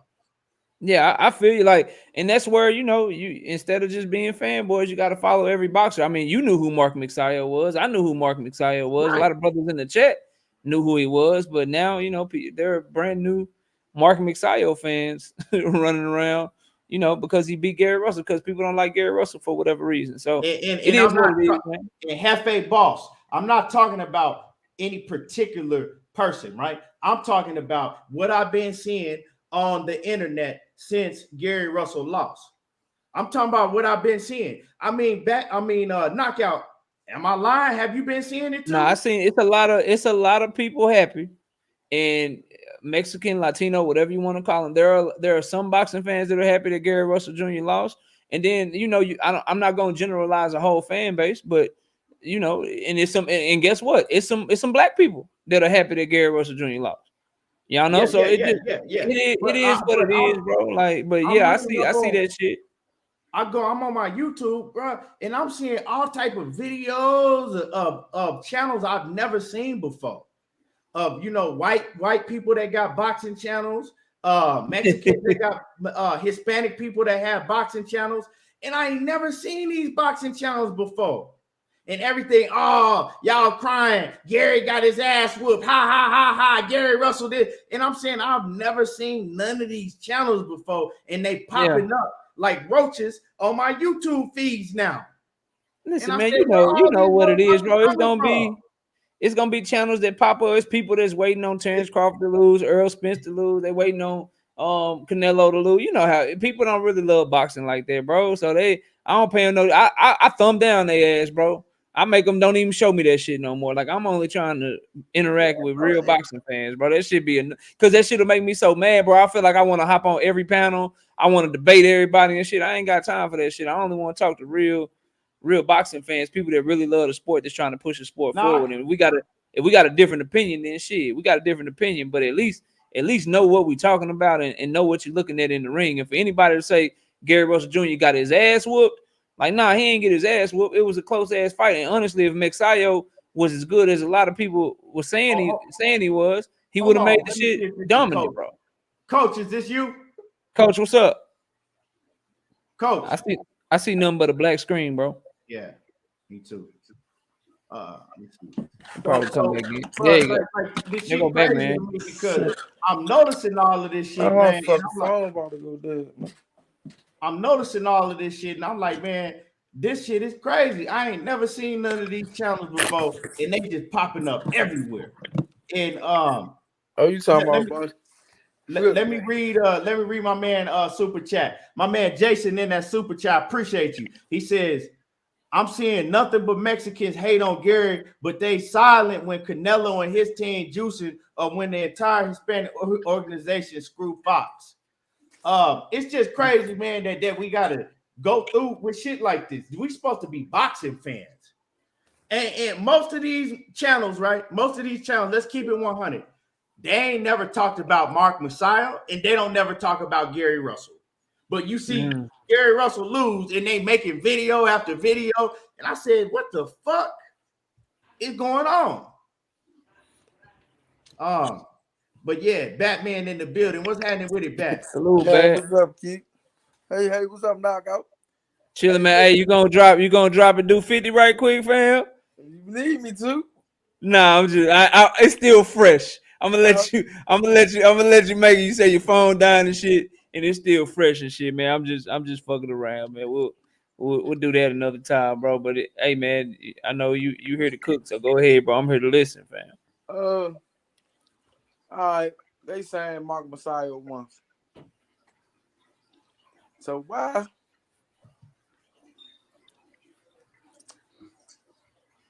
Every time I have an argument with anybody about Canelo Alvarez winning against what's his name? What's my man? Triple G, right? Triple G, okay, yeah. I say Triple G outpointed Canelo Alvarez, right? What's the first thing a person say when you say that? They say you gotta take the belt from the champion, you gotta dominate the champion. Nah. Listen to what I'm saying. Motherfucker, when on the Triple G situation, he outpointed Canelo Alvarez. Did he or did he not? You talking about punch stats, right? Punch stats. Yeah. He outlanded him for sure. So when you go back and what a motherfucker say Canelo did, he hit him with more power punches, right? Yeah. So why they ain't pull the power punches up on Mark Magsayo and Gary Russell? They kept showing the jab numbers. That's what you talking about? That's all they showed the jab. Yeah. They kept showing the jab numbers. Yeah. Dog, so you telling me that boy did enough to take that man belt? Hell, I personally scored at 7-5 for Magsayo Batman, but if I got a draw, I wouldn't be tripping. Or if you gave it to Gary, I wouldn't be tripping. I thought it was a close ass fight, bro. I thought it was a close ass fight. After all that shit y'all thought was land, it was missing. Cause when Showtime was fake pulling up them, them replays, half of the time they all good. Oh nah, it was partially. He was missing. The nigga Bernstein ain't know what to say. And then if it wasn't no working involved, why you never seen a Gary Russell highlight? Because Gary Russell almost dropped him. Did he or did he not? He caught him good. What round you talking about? Number 9. Number 9. Oh yeah. That straight left, yo. Yeah, he buckled him a little bit. But I'm just saying, don't nobody put up no highlights when Gary Russell was even in the fight time. No, nobody put up no highlights. All these dudes, half of them tank lovers. They half of them because he was on tank ass so much. Half like my man Money Brown, because he was on tank ass so much. They hating on him.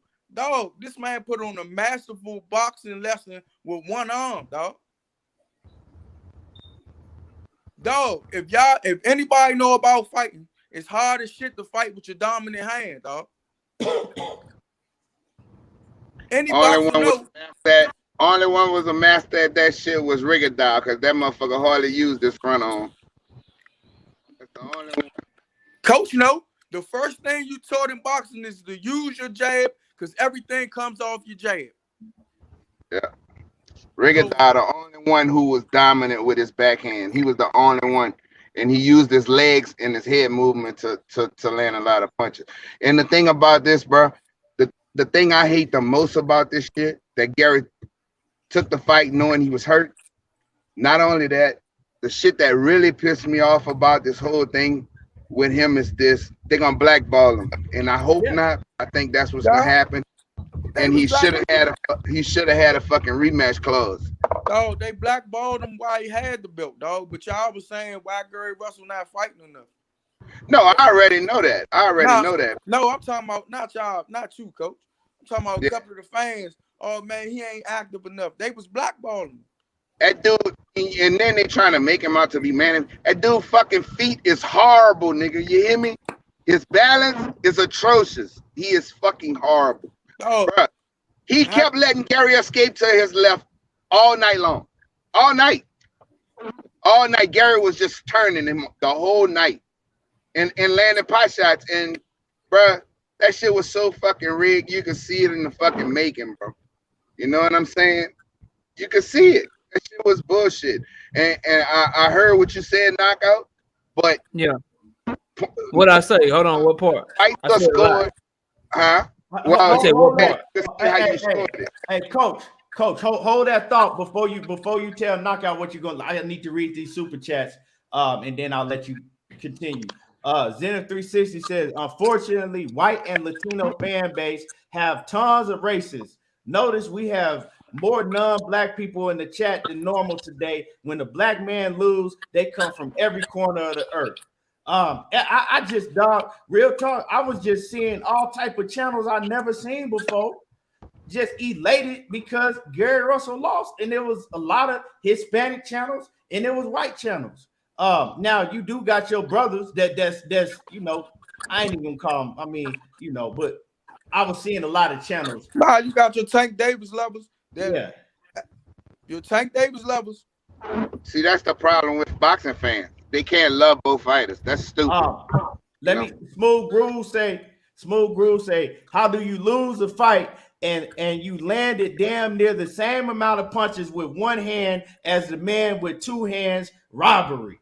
Yeah, man, he schooled him. He made that dude look stupid.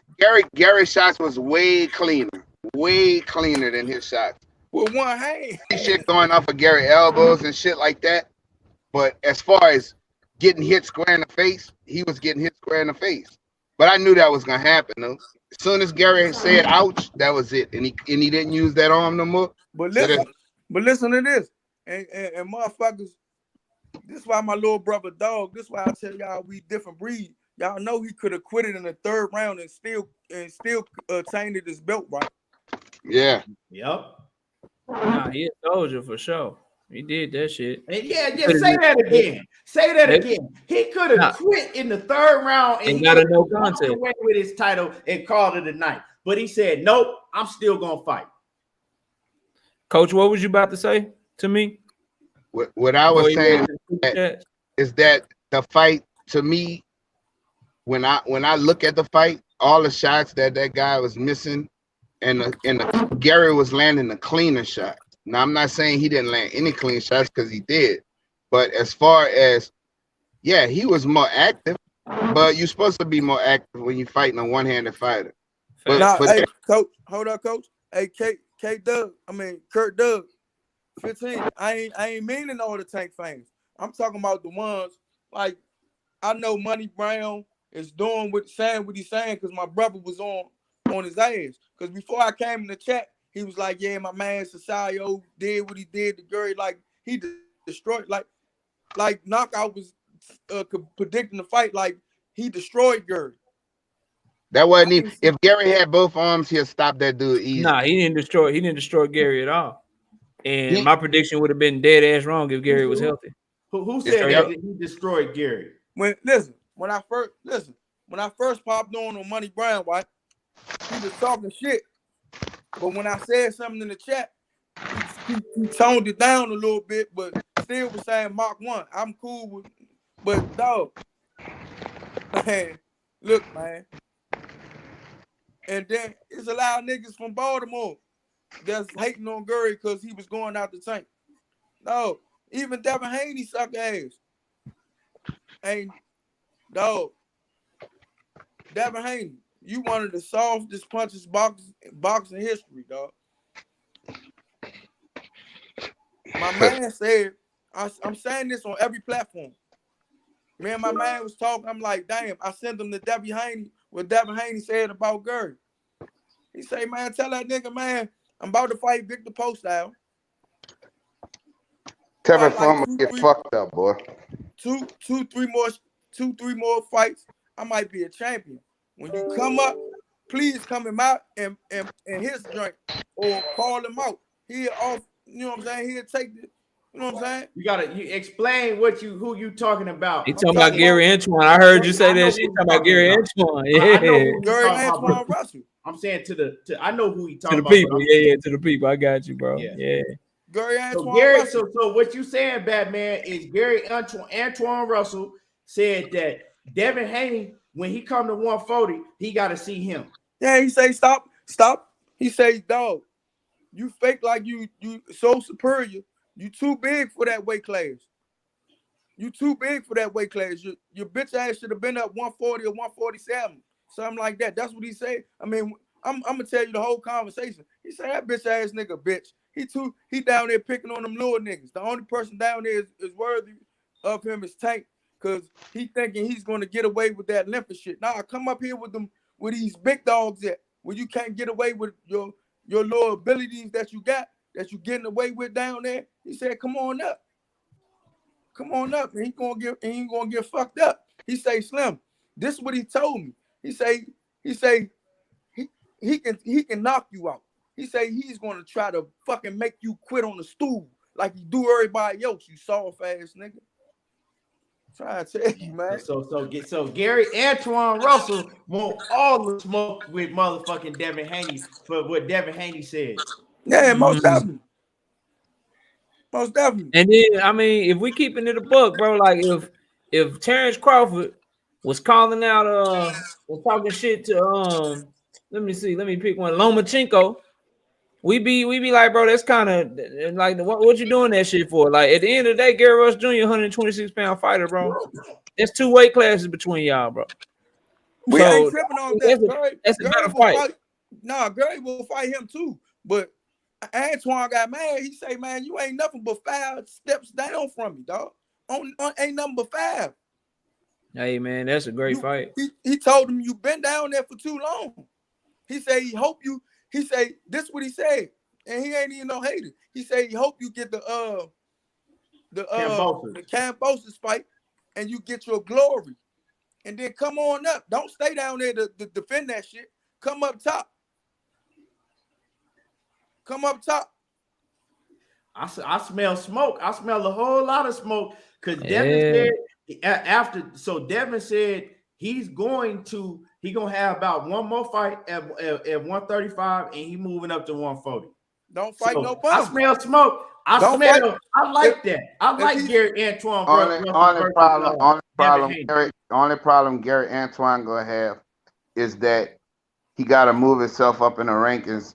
He got to move all the way up and get, try to get a belt. That's a hell of a fight, bro. I You like got that. Postal on the 26th. That's gonna put him up there big, bro. Man, which come I number sure hope 5? so, because I like that motherfucker. And if he do like Postal been in there with who? Crawford, Ramirez, like, and none of them could stop him, bro. Shit, if bro, let Gary Antoine go in there. Let him go in there and beat the shit out of Postal, bro. That's gonna be saying something. So let me explain something to y'all. Let me say this, right? I didn't when I first seen what Devin said, I was pissed off. But then I thought about it and I said, Devin is still a kid. He's a kid to me. You feel it, to everybody on this panel, he's a kid.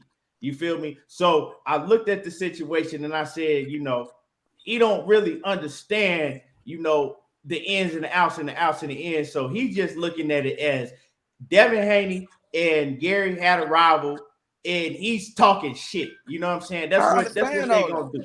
That's what they're gonna do. He's talking shit, to Gary because he glad because him and Gary had a rival. So that's his chance to 99 boo boo to poke the finger in Gary's face like look what happened. So but deep down, I'm not tripping on that. But let me say this. Let me say this. But you have another kid in Gary Antoine Russell that's around the same age as you, right? So y'all both, right? And now he calling you out and he's saying, okay, you think shit sweet. You laughing at my bro. He 2 weight classes below you. You only 5 pounds weight difference for me. And you already telling everybody that you finna move up to 140, right? So when you move up to 140, I got something for you since you think shit is funny. Since you think shit was funny and you want to point and joke and be on Twitter talking about my brother, well, I got something for your ass. I want to see you at 140. Bill say he'll fight right now. Bill say he'll fight him after Antoine. Yeah, he did.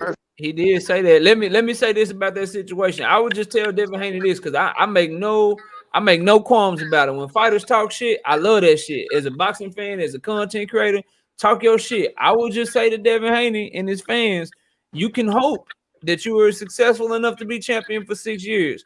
If you stumble, if you mess up, if you lose a fight, just be ready that if you get that same energy back, bro.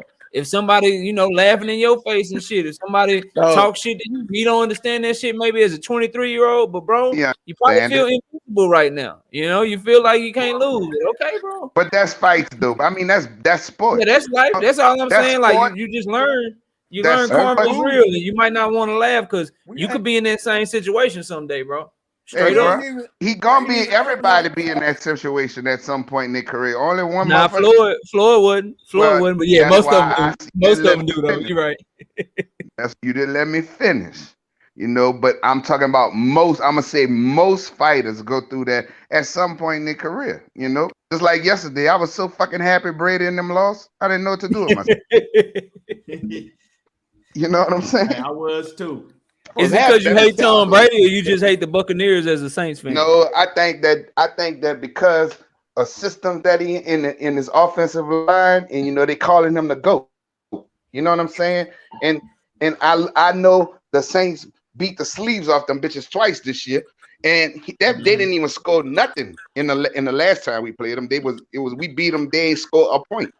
So, and I done seen him. When he get knocked down a couple times or 3 times, that's it. He gonna start fucking up. And for him to call a GOAT in the system he was in with Belichick and them, that in the offensive lines he's had, this shit, it makes a big ass difference. If you put somebody like Aaron Rodgers in the same system he had with the protection he had, then he would have did the same shit, And people call him the GOAT and all of this because he got 7 championships. But look at his defense he had last year. You know what I'm saying? Defense win championships. It's so biased in sports all kind of ways. You know what I'm saying? And I look at him and just like this, I think everybody on this panel will agree that y'all call Michael Jordan a GOAT in basketball, right? No. LeBron up there, bro.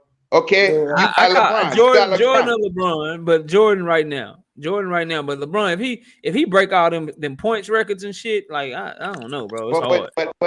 My man, Real Marlo TV, what's happening with it, Marlo?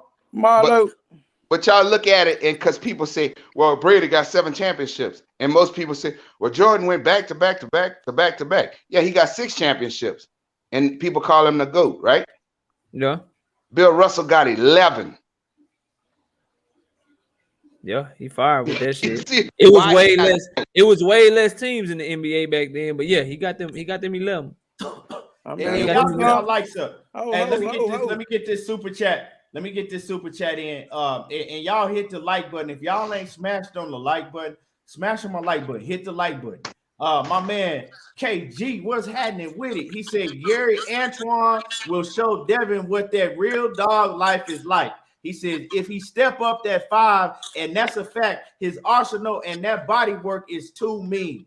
100. Yeah, Gary he a badass style like that. If you just thinking about their styles, that style, that's all wrong for Devin Haney, bro. He too. I fuck with Devin Haney heavy, but when it comes to Gary Antoine, I got Gary Antoine over Devin at 140. Bro, I got him over him. I got him over him badly. Like, yeah, I got bad, bro. I got Gary Antoine beating the shit out of Devin. I ain't gonna lie. I'm not gonna say that. I like both of the fighters. I'm not gonna say that. I think it's a great fight, and I don't think you ain't fucking over Dev. You just gonna fuck. It ain't gonna happen. I think the style. Real Marlo, what up, bro? Bad for Devin. Charlie too athletic for that shit. Devin be doing, but it's cool, man. You know, go look at him in Boots. Folk, he was in Boots chest, and Boots definitely a better boxer than Devin Haney. Yeah, that's gonna be. Boots a whole of that man. He got skills like Devin. He got. Go ahead, Coach. I'm sorry. Boots is way more better than what he was when and they both are. I'm not saying that they both are. That's what I'm saying. You know, Devin gonna have Devin would struggle to me just off the fly without really breaking down their film. Devin would struggle. He wouldn't be able. He wouldn't be able to keep the distance that he wants to with Gary Antoine Russell. That's the first problem. Second problem is Gary Antoine Russell. He don't use his skills like Devin do, but he's just as skilled and he way more busy and he way more heavy handed, bro. It'll be a bad stoppage, bro. Like I don't know if Devin can last more than 5 or 6 rounds with him, bro. Straight up. Come on, I'll stop that. Okay, hey, Coach. Gonna get ugly like Grace Jones. Coach. I be wrong, Coach. I be wrong sometimes, but I be right a lot. I be wrong sometimes. You was wrong about this. You said Magsayo was gonna stop him. That trash guy. I said he was gonna win. No, you said he was gonna stop him by around. Hey, I picked the stoppage, but what did I also say? What did I also factor in there? I never said he was better. I never said he was better than Gary. I said Gary got too much going on. I don't know what's gonna bite him. I don't know if it's gonna be the missing weight. I don't know if it's gonna be the PBC and the business of boxing. I don't know if it's gonna be the injury. I don't know if it's gonna be his focus because of his family shit. But I told y'all that's a lot of shit to overcome. That's a lot of shit to overcome, and it ended up being the injury, bro. And to me, he overcame it with one hand. But what it did show is how trash Magsayo is. You had a one-arm fighter giving him the business. Trash, garbage. And sometimes with the one arm, he was walking the man down, dog. Go look at it. Yeah, how you do that? How you do that? How you go the distance with a man who can't use one arm, boy? Because that man is extremely skilled. Man, he got pound for pound skills, bro. But what I'm trying to tell you is, bro, you are a professional, supposed to be a high-ranking fighter, and you can't stop a man with one arm. But they celebrate, hey, Coach. But they making videos and doing live celebrating. Listen, if that's gonna make them assholes better, fuck them. Because I know one that would have stopped Gary in that condition at the top of 126 is probably Navarrete. I think Gary could have put on the same type of performance boxing like that with one arm against Leo Santa Cruz, bro. Man, I keep telling y'all, man. Listen, man. I don't know about that. I don't know about that. I'm not gonna put that fucking jacket on Leo Santa Cruz because Leo Santa Cruz he let his hands go. Magsayo sit there and was waiting, and and Magsayo never made an adjustment. Hey, Coach, I gotta get these super chats in. Zenith 360 says Thoughts on how you say that shit? Knockout Matias. Matias. He says, I want Russell versus Matias. That's an action-packed fight, but Russell got too much skills for him. He talking about Antoine Russell. Gary Antoine Russell. But that's an action-packed fight though. Let me get this other super chat. I missed my man, Mr. Steal Your Chin. He says, Devin came at Gary while Tank had Gary winning and bet that Gary would win. It's way more respect from Baltimore, us cats, than you think. He said it's way more. Nah, Chain. I ain't talking about all Tank fans. Chain. I'm not talking about all Tank fans, dog. I'm talking about them real niggas that was hating that girl. I know, Slim. I saw your comments. I mean, when we was in another chat, I saw you, Chain. I'm not talking about everybody. I'm not talking about everybody. I'm talking about a lot of these niggas with these channels that love Tank so much, man, that they was, oh man, they was talking big shit. When he having surgery, bro? Huh? When he having surgery? I mean, I ain't talked to him about that yet. I mean, he should have that shit probably by tomorrow if it was up to me. That question that Zenith asked, bro, that's a great ass fight, but Matias, his defense too leaky for Gary Antoine, in my opinion. Gary's too skillful. Yeah, he heavy handed though. It's gonna be dangerous. But y'all don't.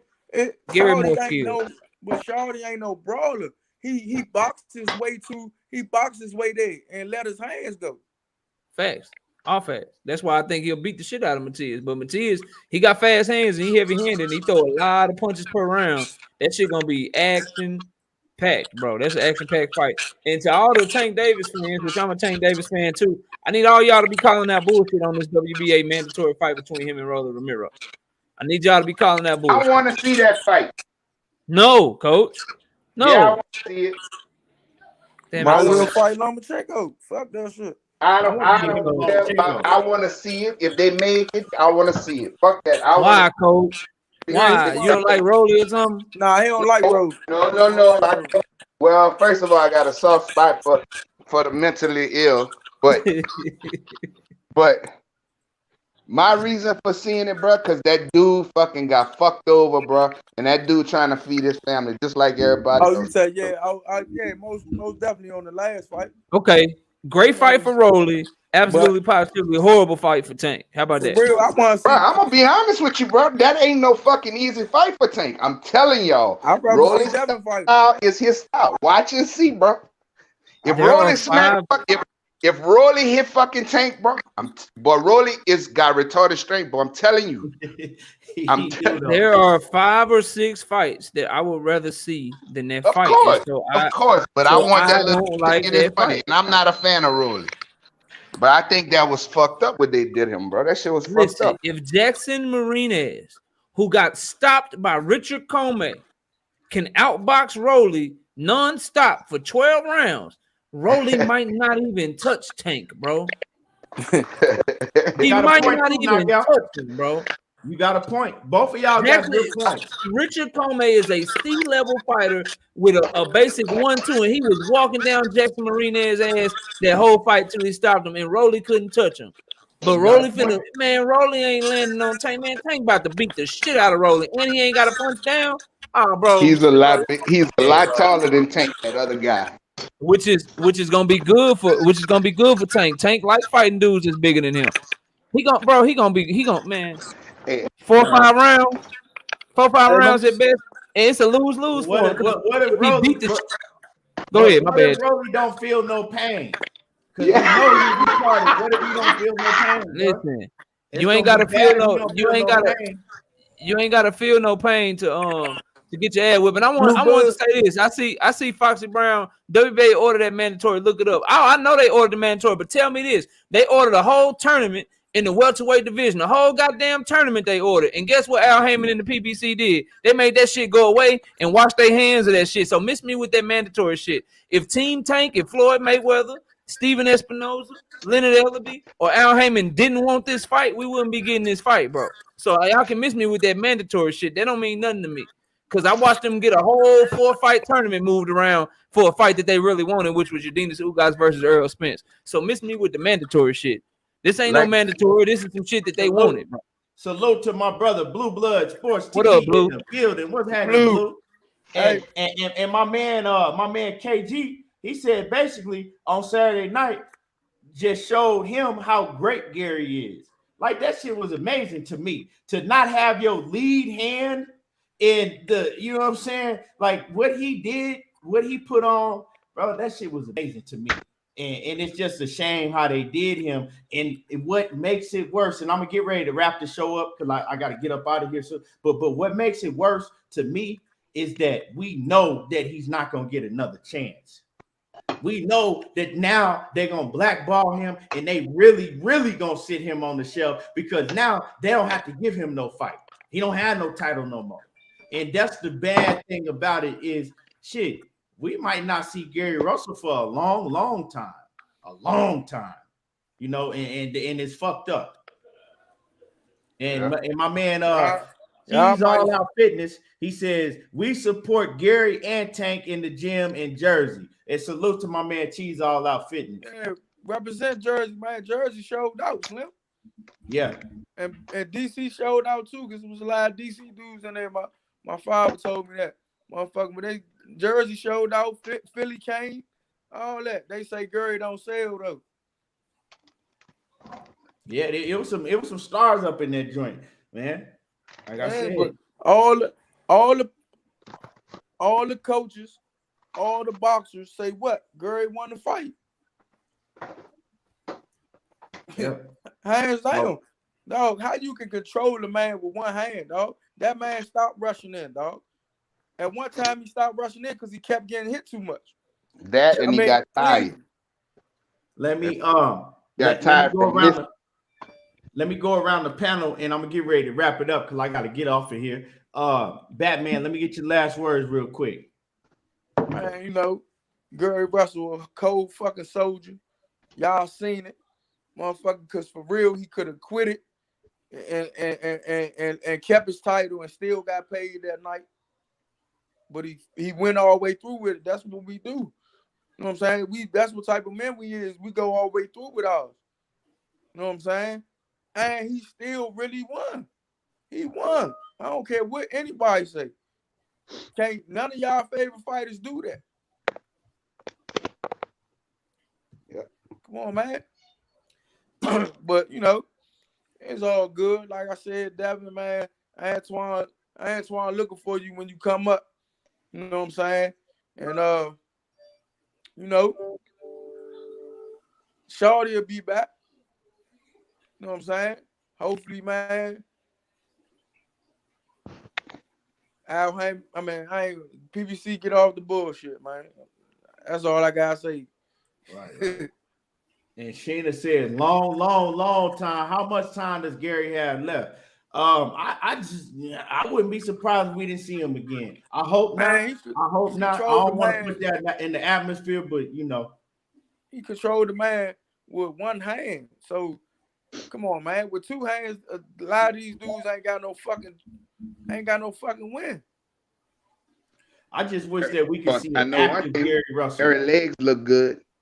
Motherfucker legs. I mean, as long as he can come back from that injury, I mean, you still see the hand speed there. You still see the timing. You see the elusivity with his head movement and shit, dodging. I mean, so shit. As long as he can get his other shoulder back and got two hands, I mean, shit, 3-4 years. He a young 33. Like that's what I keep trying to tell people about 2022, bro. Like, and I'll make these my last words because I know you're trying to pass it around and ended up what I say about 2022, like he 33 years old, but he got like 32 fights, bro. He ain't got a whole lot of wear and tear on his body. So he take care of that shoulder, come back. He can be champion again, whether he decide to stay at 126 or move up. He got static for a lot of dudes, bro. A lot of dudes. So that's what I see in him. Like get both your arms together and come back, and he can be great. And as far as my last words, thanks for the panel key, Coach Batman. It's always a pleasure.